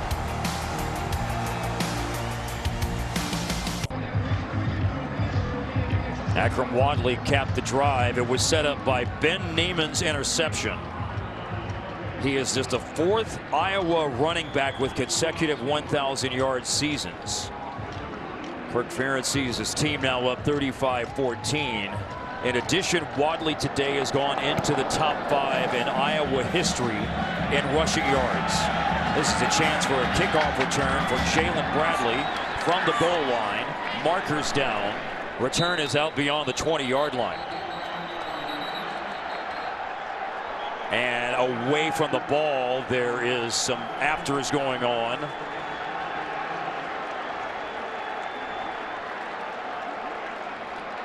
Yeah, some extracurricular activities. Both coaches, you see Mike Riley trying to get Nebraska back to the sidelines. I think it was a Luke McNick, the fullback for Nebraska, was in a during the return. Holding. Receiving team number 14. 10-yard penalty. First down. Earlier this week when we talked with Brian Ferentz, the offensive coordinator, been the line coach, now the offensive coordinator in his first season, what he told us about Akram Wadley is there weren't a lot of people after him in recruiting, and he said, I don't know we were smart enough to see anything that someone else didn't see.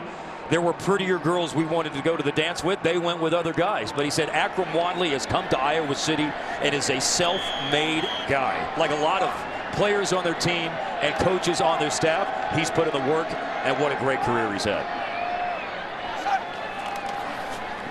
Running play after the penalty on the kickoff. Bradley up the gut from the 10 to the 12. Really is great to hear Brian Ferentz speak about not just Akram Wadley, but he sort of personifies a lot of the players who come to Iowa City, maybe not heavily recruited, but they've come there, they've been taught well, they've worked hard, and Wadley, for example, certainly has great numbers to back it up. Absolutely. Another guy like Josie Jewell playing linebacker, so winners. Like, you look for winners. I'd rather have a guy who's been on winning and knows how to win than a guy who's a 5-star just because it's based on his potential. Back to throw now is Lee. They really need something positive to happen, and a flag comes in. That will be something positive. Josie Jewell, among others, on coverage on an incomplete pass. The marker comes in with 7:47 to go on the 3rd. There was a tip on the pass. Josie Jewell got a hand on it.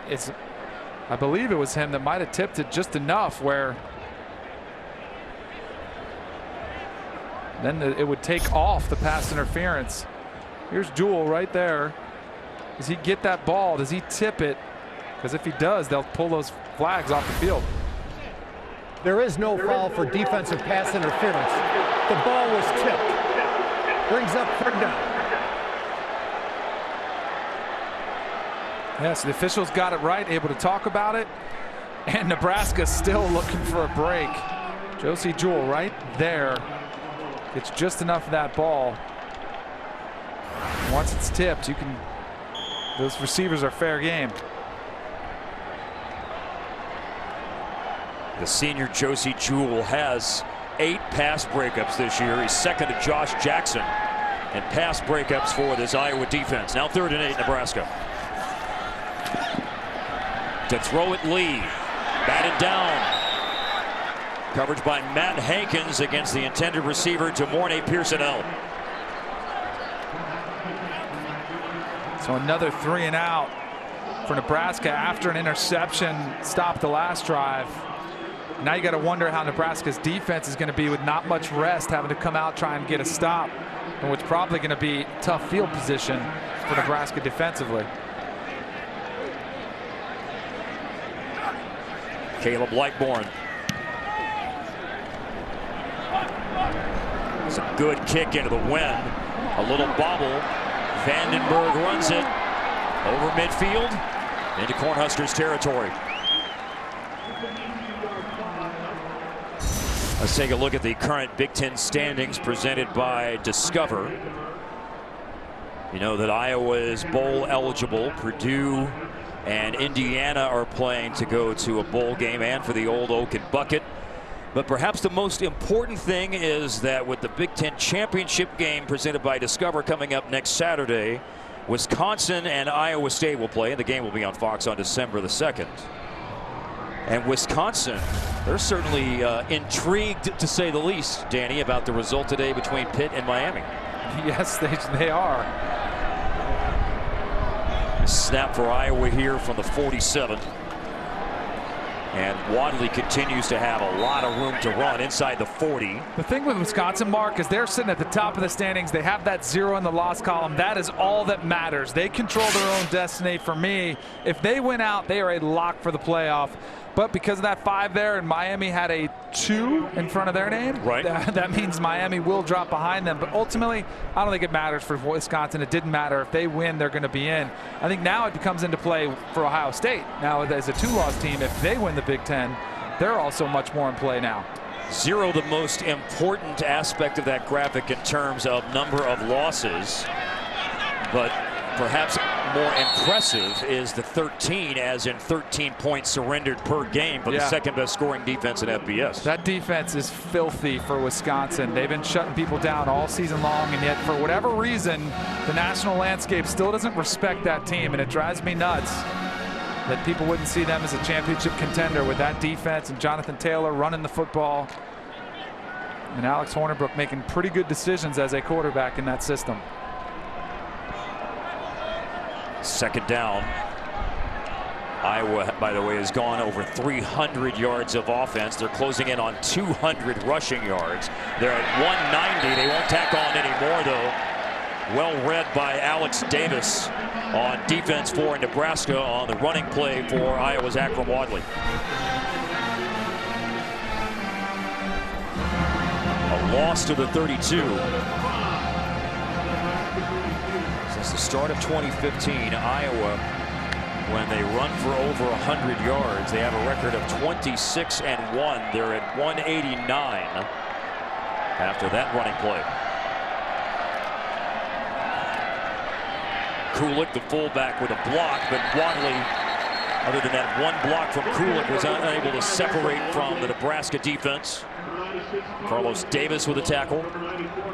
Ball is inside the 30-yard line with 2 yards needed for first down, with a 4th coming up. And Iowa, the way they've established the line of scrimmage, I think they're going to say, you know what, we're going to put this on our offensive line. Bring in James Butler, the running back, who we saw him carry a couple guys in the end zone earlier in his touchdown run, and say, hey, let's go ahead and take the risk here on 4th down. Iowa went for a 4th down earlier and converted. That was when they need just inches around midfield. This time they need a full 2 yards, and Butler doesn't get it. Boy, did Nebraska need that stop in a huge way to try to regain some momentum in this game. You see a bunch of linebackers come up and make the play from the 2nd level. Number 95, Ben Stilley coming around there, shedding a blocker. But then it's just a bunch of red jerseys coming up. It's gang tackling. Now, remind you something, Mark. It might look like, hey, this game is completely swung out of control. But last week against Penn State, Nebraska put up 34 points in the 2nd half. So they're capable of mounting a comeback.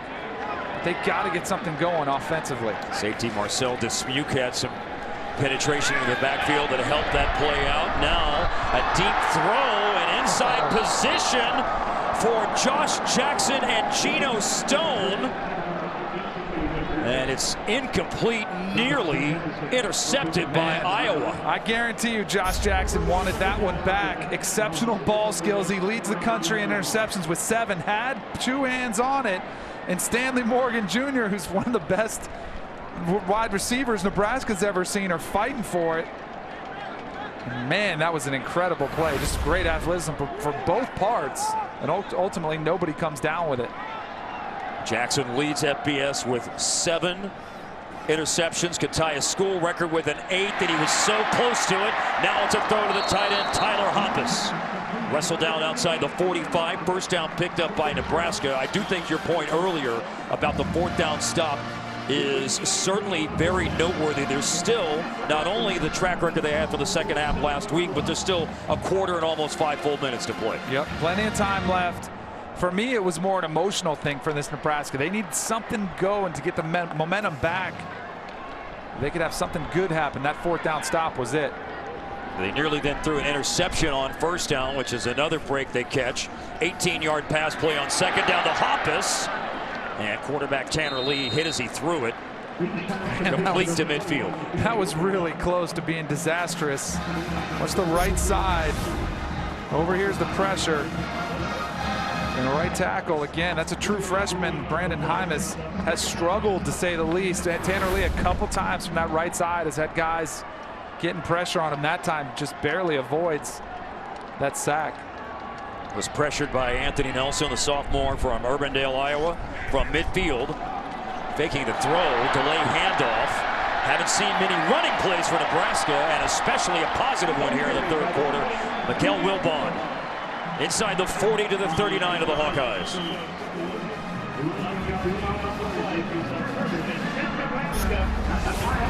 Just a nudge, a showing pass. Gives to Wilbon, a couple nice moves up front, good blocks. Now Nebraska's offense starting to feel some positive momentum.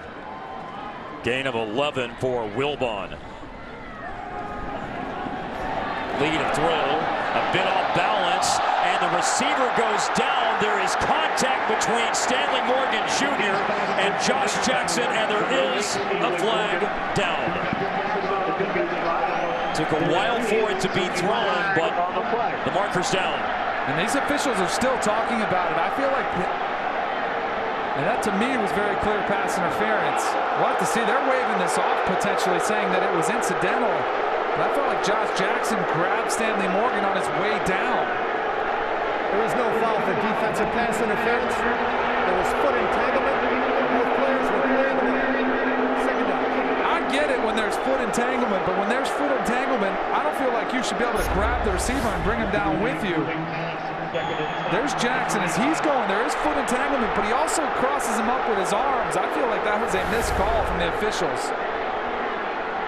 I do appreciate, though, the explanation behind why they made the decision. There was no doubt left by Dan Capron. Now Wilbon will bounce the run toward the perimeter.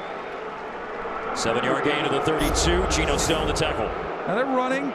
The feet do get tangled, but Josh Jackson's arms also as well help bring down Stanley Morgan Jr.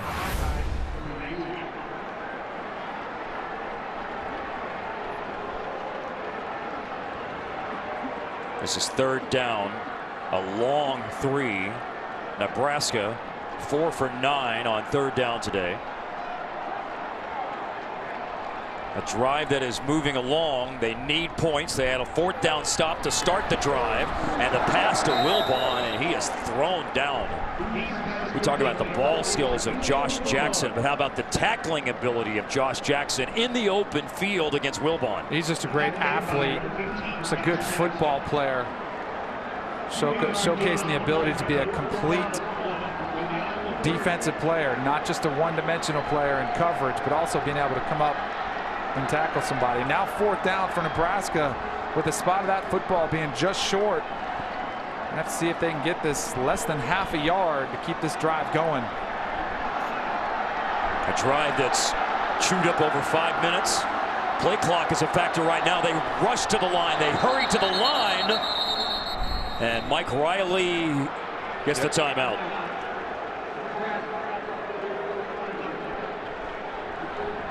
Here in Lincoln, the timeout. Iowa 35, Nebraska 14. Now here's a Carl's Jr. and Hardy's game break with Greg Wolf. Mark, thanks. Missouri's won 5 straight. Quarterback Drew Lock has been a big reason why earlier against Arkansas set the SEC single-season record for touchdown passes. Here he finds Jamon Moore, 5th touchdown toss of the afternoon, 43rd this season. Arkansas has added a field goal. It's all tied at 45 in the 4th quarter. Mark, Danny, back to you. Here in the 3rd quarter, late in the 3rd quarter, Had to take that timeout, right? Considering how much the play looked coming out of the huddle. Yeah, that's Mike Riley. That's his position when he recognizes kind of how frantic things were and how desperately needed to get that off. This is a critical play. I know you're down by 3 touchdowns, but you have to get this conversion if you want to fight your way back into this game. So ultimately, you can't set back and take a 4th and 6th. You've got to get that timeout, make sure you get this play called effectively. 52% on the year going into play today. Nebraska on 4th down, 0 for 1 today. Remember, they'll have the wind at their back in the 4th quarter if they can produce something out of this drive at the end of the 3rd. Ooh. Oh, man, just a critical penalty for Nebraska. Prior to the snap, false start, offense, number 8. That's a 5-yard penalty, and it's still 4th down. I still think you go for it. And with how much you're down in this game, why not? And I don't know if you noticed that, Mark, but they were going to call a play action, which I thought was pretty gutsy. This will move it back now to the 35. And Mike Riley's been in the coaching business a long time. It will add a few more gray hairs to have a penalty like that out of a timeout.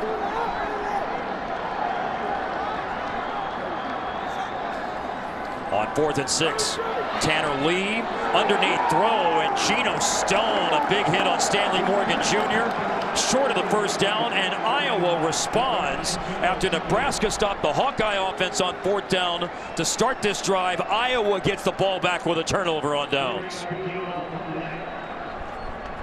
What a play from Geno Stone. A lot of young players on both sides of the ball today for Nebraska and Iowa. True freshmen, just young players. This point of the season, getting them experience. Stone, great route recognition from the safety position. Saw the shallow cross coming across, then exploded up and made the open field tackle. And remember that Geno Stone getting a lot of snaps today, even more so than what might have been planned, because Miles Taylor went off with an injury in the 1st half. Taking over at the 32. Iowa with a 20-21-point lead. Throw back the other way, and nearly caught by TJ Hawkinson, the tight end. Boy, great deception with the play action pass from Nate Stanley. Ton of misdirection on that play with a little boot rollout, throwing against the grain back the other way. Almost had it. Really, the wind, as bad as it's been, there have been 30-mile-an-hour gusts for the most part of the afternoon. Hasn't impacted the passing game for either team so much. Numbers today for Nate Stanley: 12 of 17, 124 yards. And he throws his 18th pass on a pump fake, and the route was jumped, but Noah Fant caught it, and Noah Fant is streaking down the sideline and dives in for the touchdown for Iowa. 68 yards for Noah Fant, 2nd TD of the day.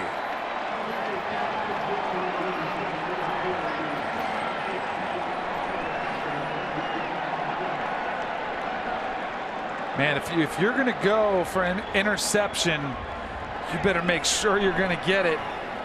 Or at very worst, bat the ball down. This can be celebrated. After the play was over, unsportsmanlike conduct. Offense number 87. The 15-yard penalty will be assessed on the kickoff. That is the first unsportsmanlike conduct foul on number 87. We will have the try for point. That's his 10th touchdown this year. Noah Fant from Omaha South High School. Number 8, see Chris Jones for Nebraska go for that interception. If you're going to take that gamble, you got to make sure you, at the very least, bat the football down, because you got to know there's nobody behind you if you miss that. Danny, this is now a 28-point 3rd quarter for Iowa. 1:20 remaining in the third quarter. 28 catches, 10 touchdowns. That is making the most of the times that you're targeted. Yes, it is. That's efficiency at its best. Kirk Ferentz still talking to him about the unsportsmanlike conduct, to the referees about that. Again, from Omaha, 3 catches today, 116 yards, 68 of those on that pass play. 2 touchdowns today. Remember that Fant caught it for a touchdown for Iowa right at the end of the half. It's 28 points in the third quarter, and we should add that it's 35 unanswered points for Iowa since Nebraska had a 14-7 lead and got a stop and ran into the kicker on a punt for Iowa late in the second quarter. They turned the rest of that drive into a march down the field for a touchdown, and the Avalanche has just kept on rolling and pushing downhill ever since. Yeah, it's been that type of year for Nebraska. Just a tough one here in the second half. This game has really snowballed on this team, who really had a great first half. Pick up by Racinos and into the end zone for a touchback over Jalen Bradley. Well, what has happened in the third quarter is something that really has typified this season for Nebraska. There have been difficulties for the Cornhuskers all year long. They lost to Northern Illinois in non-conference play. Athletic Director Sean Eichhorst was shown the door in September. Bill Moose from Washington State was brought on as the new athletic director. Mike Riley and Nebraska have lost 5 of their last 6 games, only missing a bowl game for the 5th time since 1962. There have been rumors that have surfaced late in the year, not only of the impending lack of a future for Mike Riley here in Nebraska, but former Nebraska Cornhusker Scott Frost at Central Florida being a target. Josie Jewell breaks up the pass and nearly had an interception. Yeah, I don't think it's any secret. Everybody can kind of read the tea leaves and see Nebraska's most likely going to make a change. And you got to give credit to Mike Riley. I think he knows that. He's been in this business a long time, in his 26th year as a head coach. And I tell you, I don't think I could think of somebody that's handled this with more class than he has. Because it's no fun when you start losing and people are calling for your job. You're getting booed. But he still tried to, be as much as he could a leader for this program through some really tough times. Well, one of the things that he said this week to us was that there's a microscope on you when you have hard times, but when you get in the room with players, you've got to work with them the correct way, provide stability, give them information for the next go-around, whatever that is. And he said, ultimately, they have to be the adults in the room. And he added that when we talked to him about how he was feeling and how he was doing, he says he has the benefit of years of perspective. You just mentioned all the years as a head coach. That includes at the professional level, 17 at the collegiate level. 3 here in Nebraska, an underneath throw and a great read by Josie Jewell. Nowhere to go for Ozigbo, and Josie Jewell had a batted down pass, nearly an interception on first down, and a play to snuff out the 3rd down try for Nebraska. This guy is such a fun player to watch as a middle linebacker for Iowa. He's had such an outstanding career and just a great football player. Always has a knack for the ball, a really good feel, reads routes, reads the run game really effectively. A roll on the punt. Vandenberg and Josh Jackson were back, and they both stayed away from it. Here's Josie Jewell. Watch him here at the end. There he is, the middle linebacker position. See him, he comes up, got the back in coverage, reads the screen pass to perfection, and comes up and makes the tackle in the open field. 3-time captain for Iowa. First time in school history they've had a player 3 years in a row named a captain. Danny well over 400 tackles. He's 5th in Iowa history. That is a lot of bone-jarring hits delivered over 4 years. Final seconds of the third quarter. Perhaps the last play. They'll throw it, or they'll look to, and a sidearm throw. It won't be the last play of the third quarter because it's incomplete as Stanley goes sidearm for Vandenberg.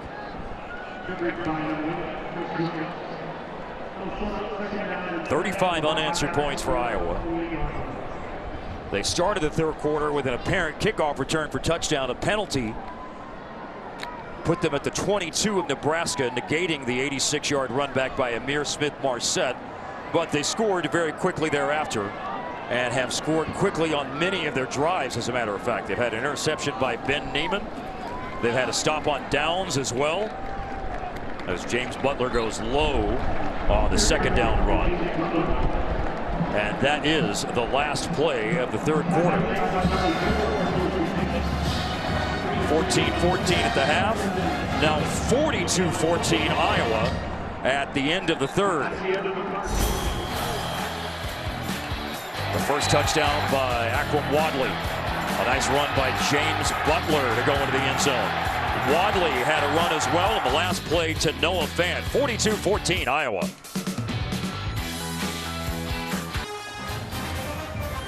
It has been a beautiful day in Lincoln, Nebraska, as the sun has set on what was a day of record high temps.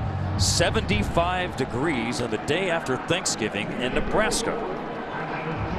Mike Riley only wishes that his team had played as well as the weather was for the 361st consecutive sellout at Memorial Stadium. They did play well for a half, but before a crowd of over 90,000, Iowa erupted for 28 points in the third quarter. Noah Fant scored 7 of those 28. Third quarter stats: 209 yards and a quarter for Nate Stanley and the Iowa offense as they come off the field after the third down incompletion to start the fourth. 28 points, total domination. They had the huge kickoff return to open the half, and they had some great field position to start a couple drives and just really have laid it to Nebraska here. And there is Colton Rastetter trying to deal with the wind and keep it very low. They're going to get the ball about the 50 because it hit a Iowa player on the way. Nebraska will have the wind at their back here at the start of the fourth quarter. But Iowa may have just hit them with too big of a knockout punch in the third quarter. Yeah, number 97 hit him as he was trying to cover down the field. So Nebraska's going to get pretty good field position right here. It's the deep snapper Tyler Kluver that it hit. Cornhusker field position will be at their own 48 to start their first series of the fourth quarter.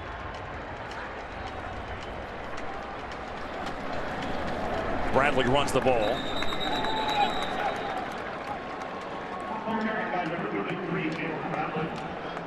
For Nebraska, 1961, the last season they did not win at least 5 games. 1957, the last season with 8 losses.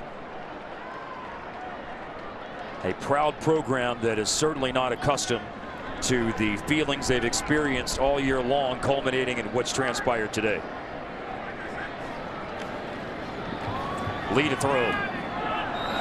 Incomplete for Stanley Morgan Jr. These passes incomplete, intended for number 8, Stanley Morgan.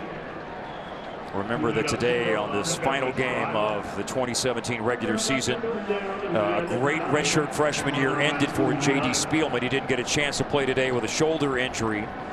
And an 830-yard season, 55 catches, setting freshman records here at Nebraska. I mean, it was a 1-2 wide receiver punch for Nebraska with Stanley Morgan Jr. leading the way, but J.D. Spielman also a huge contributor for this pass game. You have to wonder what sort of impact him being out would have. Oh, and this is going to fall into the hands of Josie Jewell. That is a turnover, fumble, interception, whatever it's ruled. Josie Jewell has the ball for Iowa, and once again, how many times has Anthony Nelson been a headache for Tanner Lee and a headache for Brendan Hymas trying to block him? Nelson with the pressure, Danny. Tanner Lee's had a rough day, and specifically coming from pressure to his right. And Josie Jewell again in the perfect spot, just in the middle of the field. He's going to get tangled in pass pro. As Anthony Nelson again. Nelson comes off the edge with the pressure, gets that arm up, and it goes right to Josie Jewell. Man, this is the time now. If you're Iowa's defense, you just start teeing off because you know Nebraska has to throw it every time. Now we'll see if Iowa tries to just lay down some clock. The 22nd turnover forced by the Iowa defense this year, and they'll give Torin Young an opportunity to run the ball, something he's done 37 times this year going into play today. This will be an opportunity for both teams to play some seniors, guys who might not ever get to play the game again. in the fourth quarter of the last game of the regular season. Josie Jewell forcing the turnover. We'll see statistically if they have recorded that as an interception. They have. Now Nate Stanley and Iowa running clock here in the fourth quarter of what's going to be their 7th win. Another opportunity. Now Ivory Kelly Martin is in the game and runs the ball. Young got a carry. Now Ivory Kelly Martin with the run for Iowa. This is now 18 interceptions this year for the Iowa defense. Josh Jackson leads the way, but I think you made an interesting point earlier. It's contagious. It is. Once a defense starts feeling it, they start seeing other guys get interceptions, then they all start to kind of want in on the party. And that's what's happened for Iowa. The final one here from Josie Jewell. But you start thinking, and then more importantly, you start becoming scorers. You start becoming offensive players, and that's what else. The other thing they've been doing. They've been getting a ton of pick sixes, which is really a weapon. That's Marcel Dismuke, freshman safety, who's down right now for Nebraska as we take time out in Lincoln.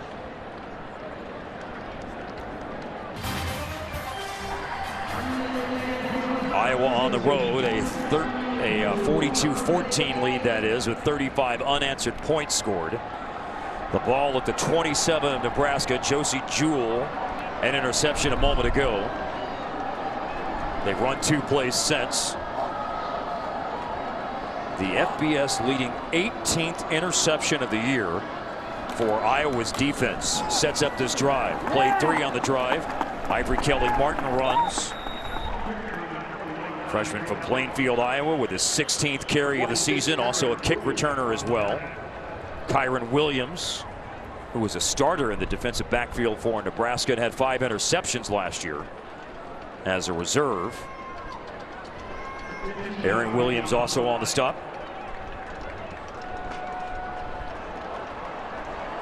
Danny, over 400 yards of offense today for Iowa. Nebraska surrendered 475 or more in each game of this 3-game losing streak. You know, Iowa's got to be wondering, looking back at the season, thinking what could have been as well. I mean, they had Penn State beat, you know, with 2 minutes left in the fourth quarter before Trace McSorley took them down the field. They played Michigan State to within a touchdown on the road at Michigan State. Is a really tough team. Lost in overtime to Northwestern. There's 3 games right there. You flip the script on just those. Look at a completely different season. From the 17 on the running play, Ben Stilley stops Ivory Kelly Martin inside the 15-yard line.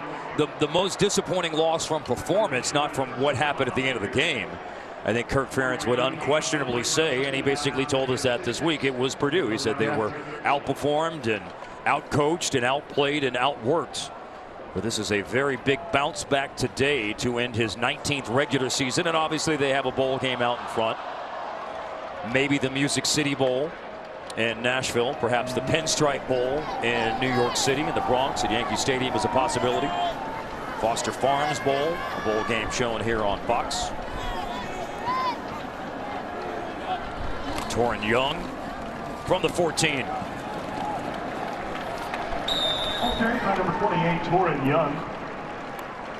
Iowa churning down inside the 10-yard line. And remember that Kirk Ferentz, once this one goes final, will then be 1 away for the man who hired him to be offensive line coach for Iowa from 1981 to 1989. And Hayden Fry from 79 to 98. The great coach in Iowa City, 143 wins, and Kirk Ferentz is nearly there with today's win and the bowl game giving him a chance to tie before the conclusion of the season. 3rd down and short, Iowa. Nate Stanley still in at quarterback, handing it off to Torin Young.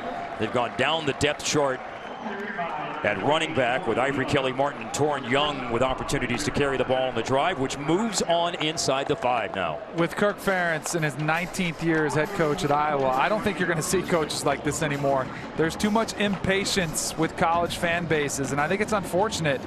I think you see fan bases get unrealistic expectations. They start rolling through coaches in it. it can really set your program back. I think that's one of the reasons Iowa's been able to consistently be a winner. They've had their moments where they've been able to contend for Big Ten championships, but they've been able to survive some of those lulls. And Kirk Ferentz knows better than anybody, they're going to be ups and downs. And this is an up. It's a 48-14 lead now for Iowa on the TD run by Torin Young.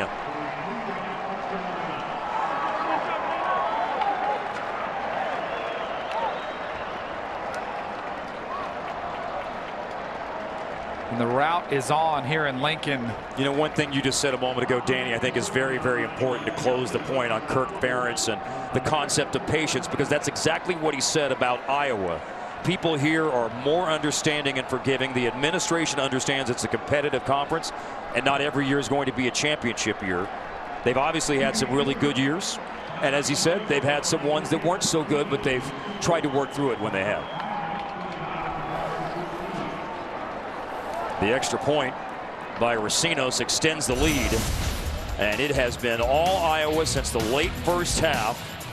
49-14 now the lead as they head for a win in this game for the fourth time in the last 5 years.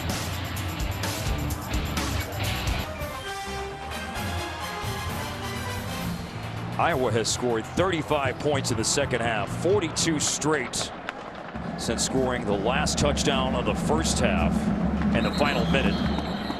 Touchback, 9:24 left.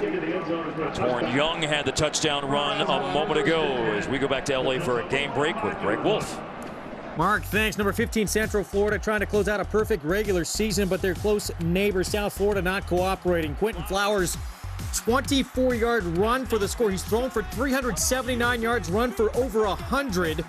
Central Florida, though, has come back to tie it, all tied at 34. Fourth quarter winner goes to the conference championship. Back to you guys. Wow. And remember that the highest ranked conference champion from the group of five, as this is a running play for Divine Ozigbo for the start of this drive for Nebraska. So the highest ranked conference champion from the group of five ends up going to one of the New Year's Day 6 bowls. The Peach Bowl would likely be the bowl that they would go to this year. Yeah, the war on I-4 is pretty intense right now. Quentin Flowers, a great player, fun to watch, but UCF's defense is really good. They've got a quarterback who's playing great. And don't forget, they still have to play the American Conference Championship game next weekend as well. Against Memphis. Yep. Throw by Lee from the 28. Down goes Wilbon after he caught the pass. I hope one day we get to see one of those teams from outside the Power 5 get a chance, a seat at the table, because both those teams are playing really well. I think they could play with anybody. But that's all from my push for an 18 playoff, Mark. We'll save that for another day. I would love that. Yeah, I would too. More football, please. Give it to us. Play quarterfinals at campus sites. Love it. I think we've cracked the code right now in the fourth quarter of Iowa, Nebraska. That's right. To throw the ball, Lee. Too tall for tight end Tyler Hoppus. Geno Stone was on coverage. Really impressed with how Geno Stone has jumped in and played today when Miles Taylor went out of the game earlier. Yeah, you're seeing a couple true freshmen. Matt Hankins at the cornerback position, and Stone stepped in pretty well as a safety. At this point in the season, having played almost an entire year, you'd expect them to feel pretty comfortable out in the football field now. I think Nebraska here, even on 4th down and short, they're kind of saying, hey, we realize what's going on here.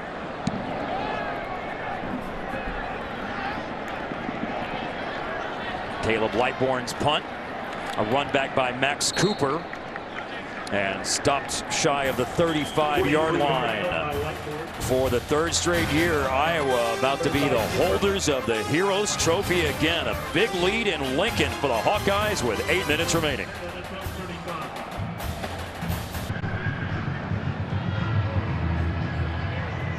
Big lead for Iowa with 42 straight points scored for the Hawkeyes. With 8 minutes remaining, they'll bring in Tyler Wiegers from Detroit Country Day High School. Chris Webber, Shane Battier among those who went to that school. And a big hole for Ivory Kelly Martin. He's bounced it to the outside. Ivory Kelly Martin in a foot race with Marcel Dismuke, who had the angle, and they'll catch him inside the 10.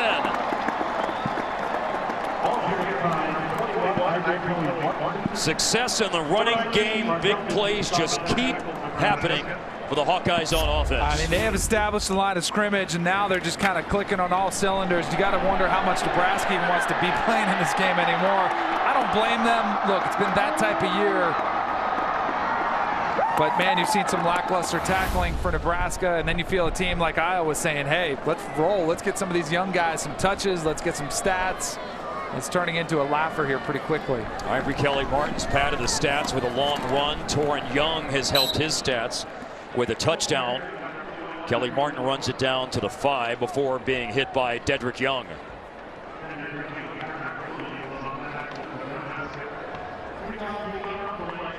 Iowa won this matchup 40-10 last year in Iowa City. They're on their way to a 3rd straight win in Lincoln, that is, capping their undefeated regular season in 2015 with a win here 28-20 and rolling 38-17 in 2013.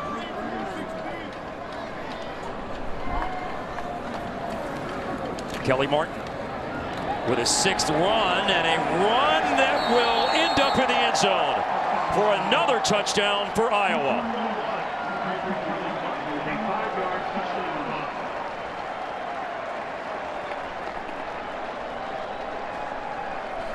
Is there any more running backs for Iowa that need a touchdown on the afternoon? They have 4. Right, they have 4 exactly. now. Wadley has 3, and now 1 apiece for Ivory Kelly-Martin, Torrin Young, and James Butler, by the way, with his first touchdown of the season earlier in the game.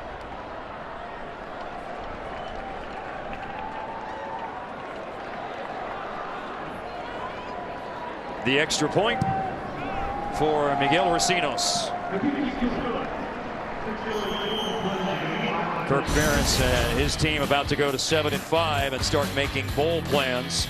They lead big in Lincoln. Here's the TD run for Ivory Kelly-Martin.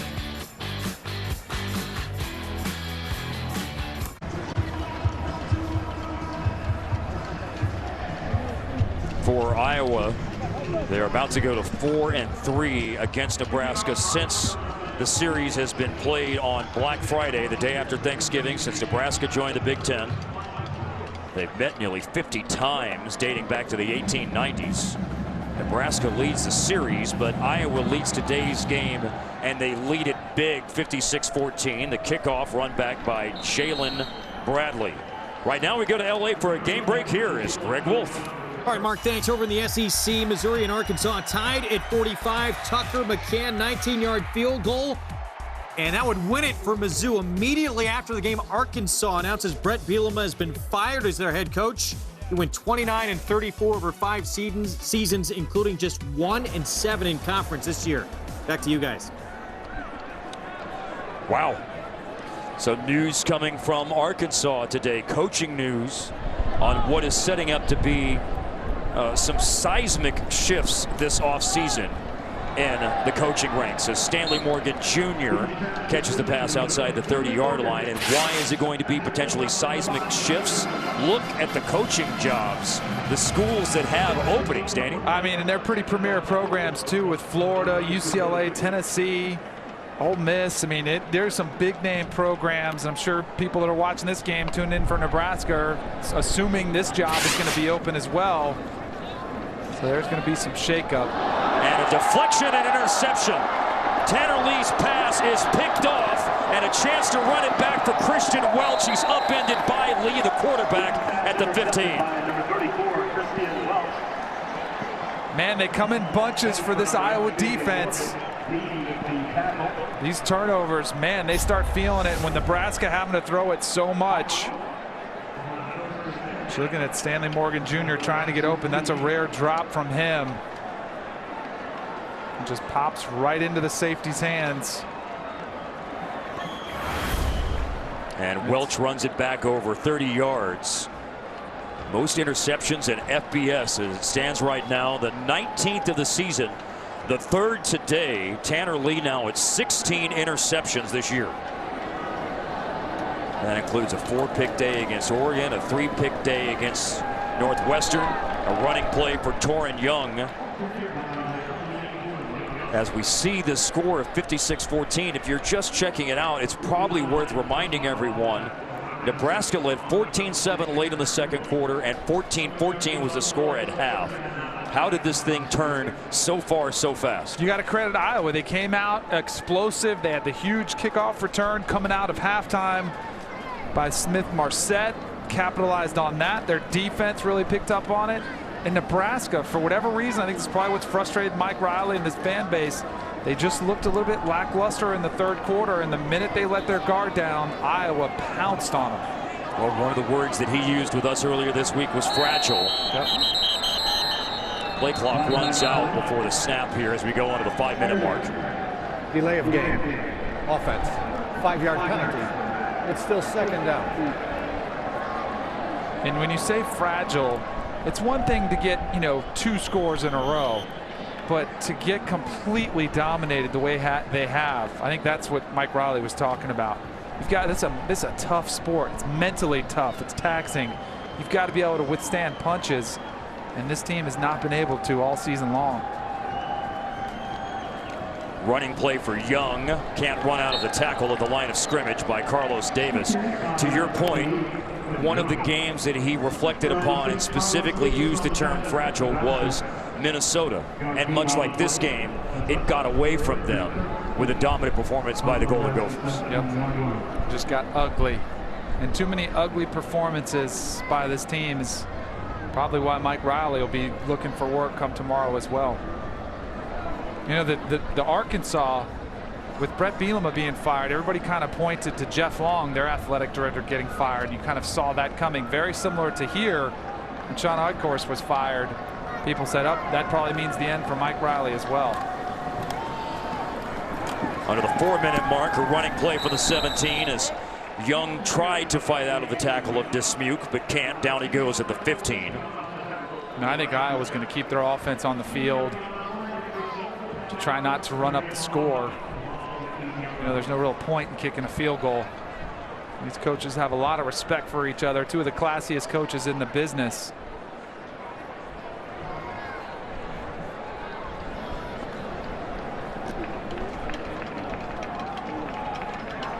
This is 4th down at the Nebraska 15.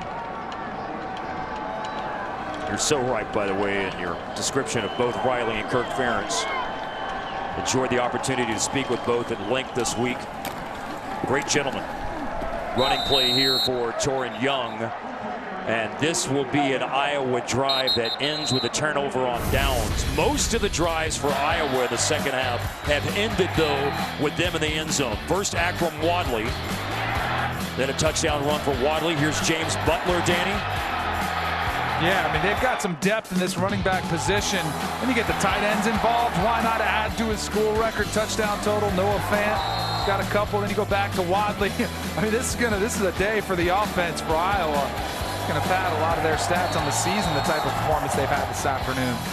501 yards where they stand right now in total offense.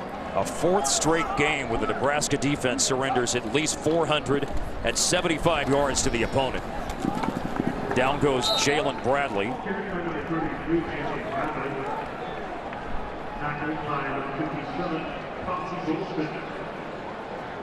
Again, the Music City Bowl, maybe the Pinstripe Bowl, Foster Farms, those are all potential candidates for Iowa and what would be their 15th bowl game under Kirk Ferentz. They'll try to end a losing streak in bowl games of 5, dating back to their last win, the 2010 Insight Bowl. Last time they won a bowl game, that was against Missouri.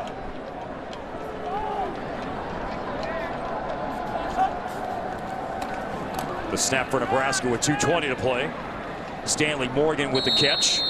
Morgan earlier today went over Johnny the Jet Rogers for the most receiving yards in a season in Nebraska history. But the story is Iowa as we look at winning duos sponsored by Volkswagen. Why settle for an SUV when you can have an SUVW? Akram Wadley, 19 carries, 159 yards, 3 touchdowns. Tight end Noah Fant, the sophomore, 2 scores of his 3 catches and 116 receiving yards. Pretty good duo right there. Big play for Fant earlier in the game. Wadley's gone over 1,000 yards. See how we planned that? for those two guys to be the winning duo, and there they are sitting right next to each other Look at that. on the Iowa Hawkeyes bench. Yep. Look at that, doing it just for our camera shot right there. They knew what we needed. Yep. They got the word on the sponsor. Final 90 seconds of the game.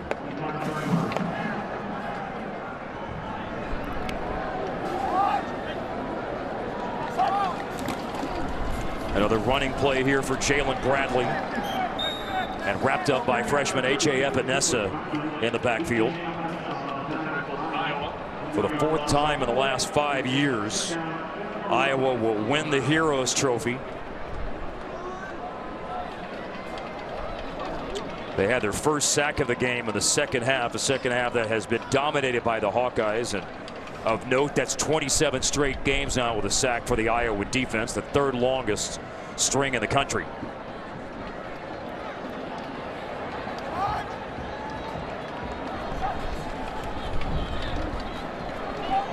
Lee with a 2nd down heave and incomplete.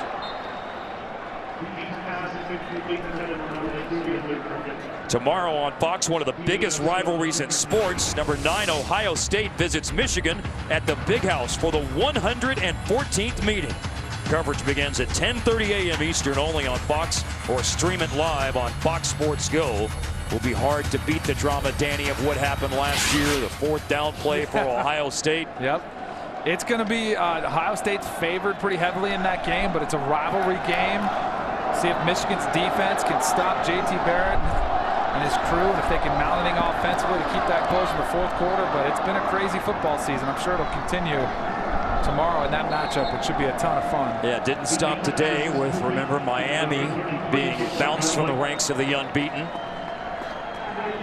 And today the worm turned in this game very, very quickly in the 3rd quarter.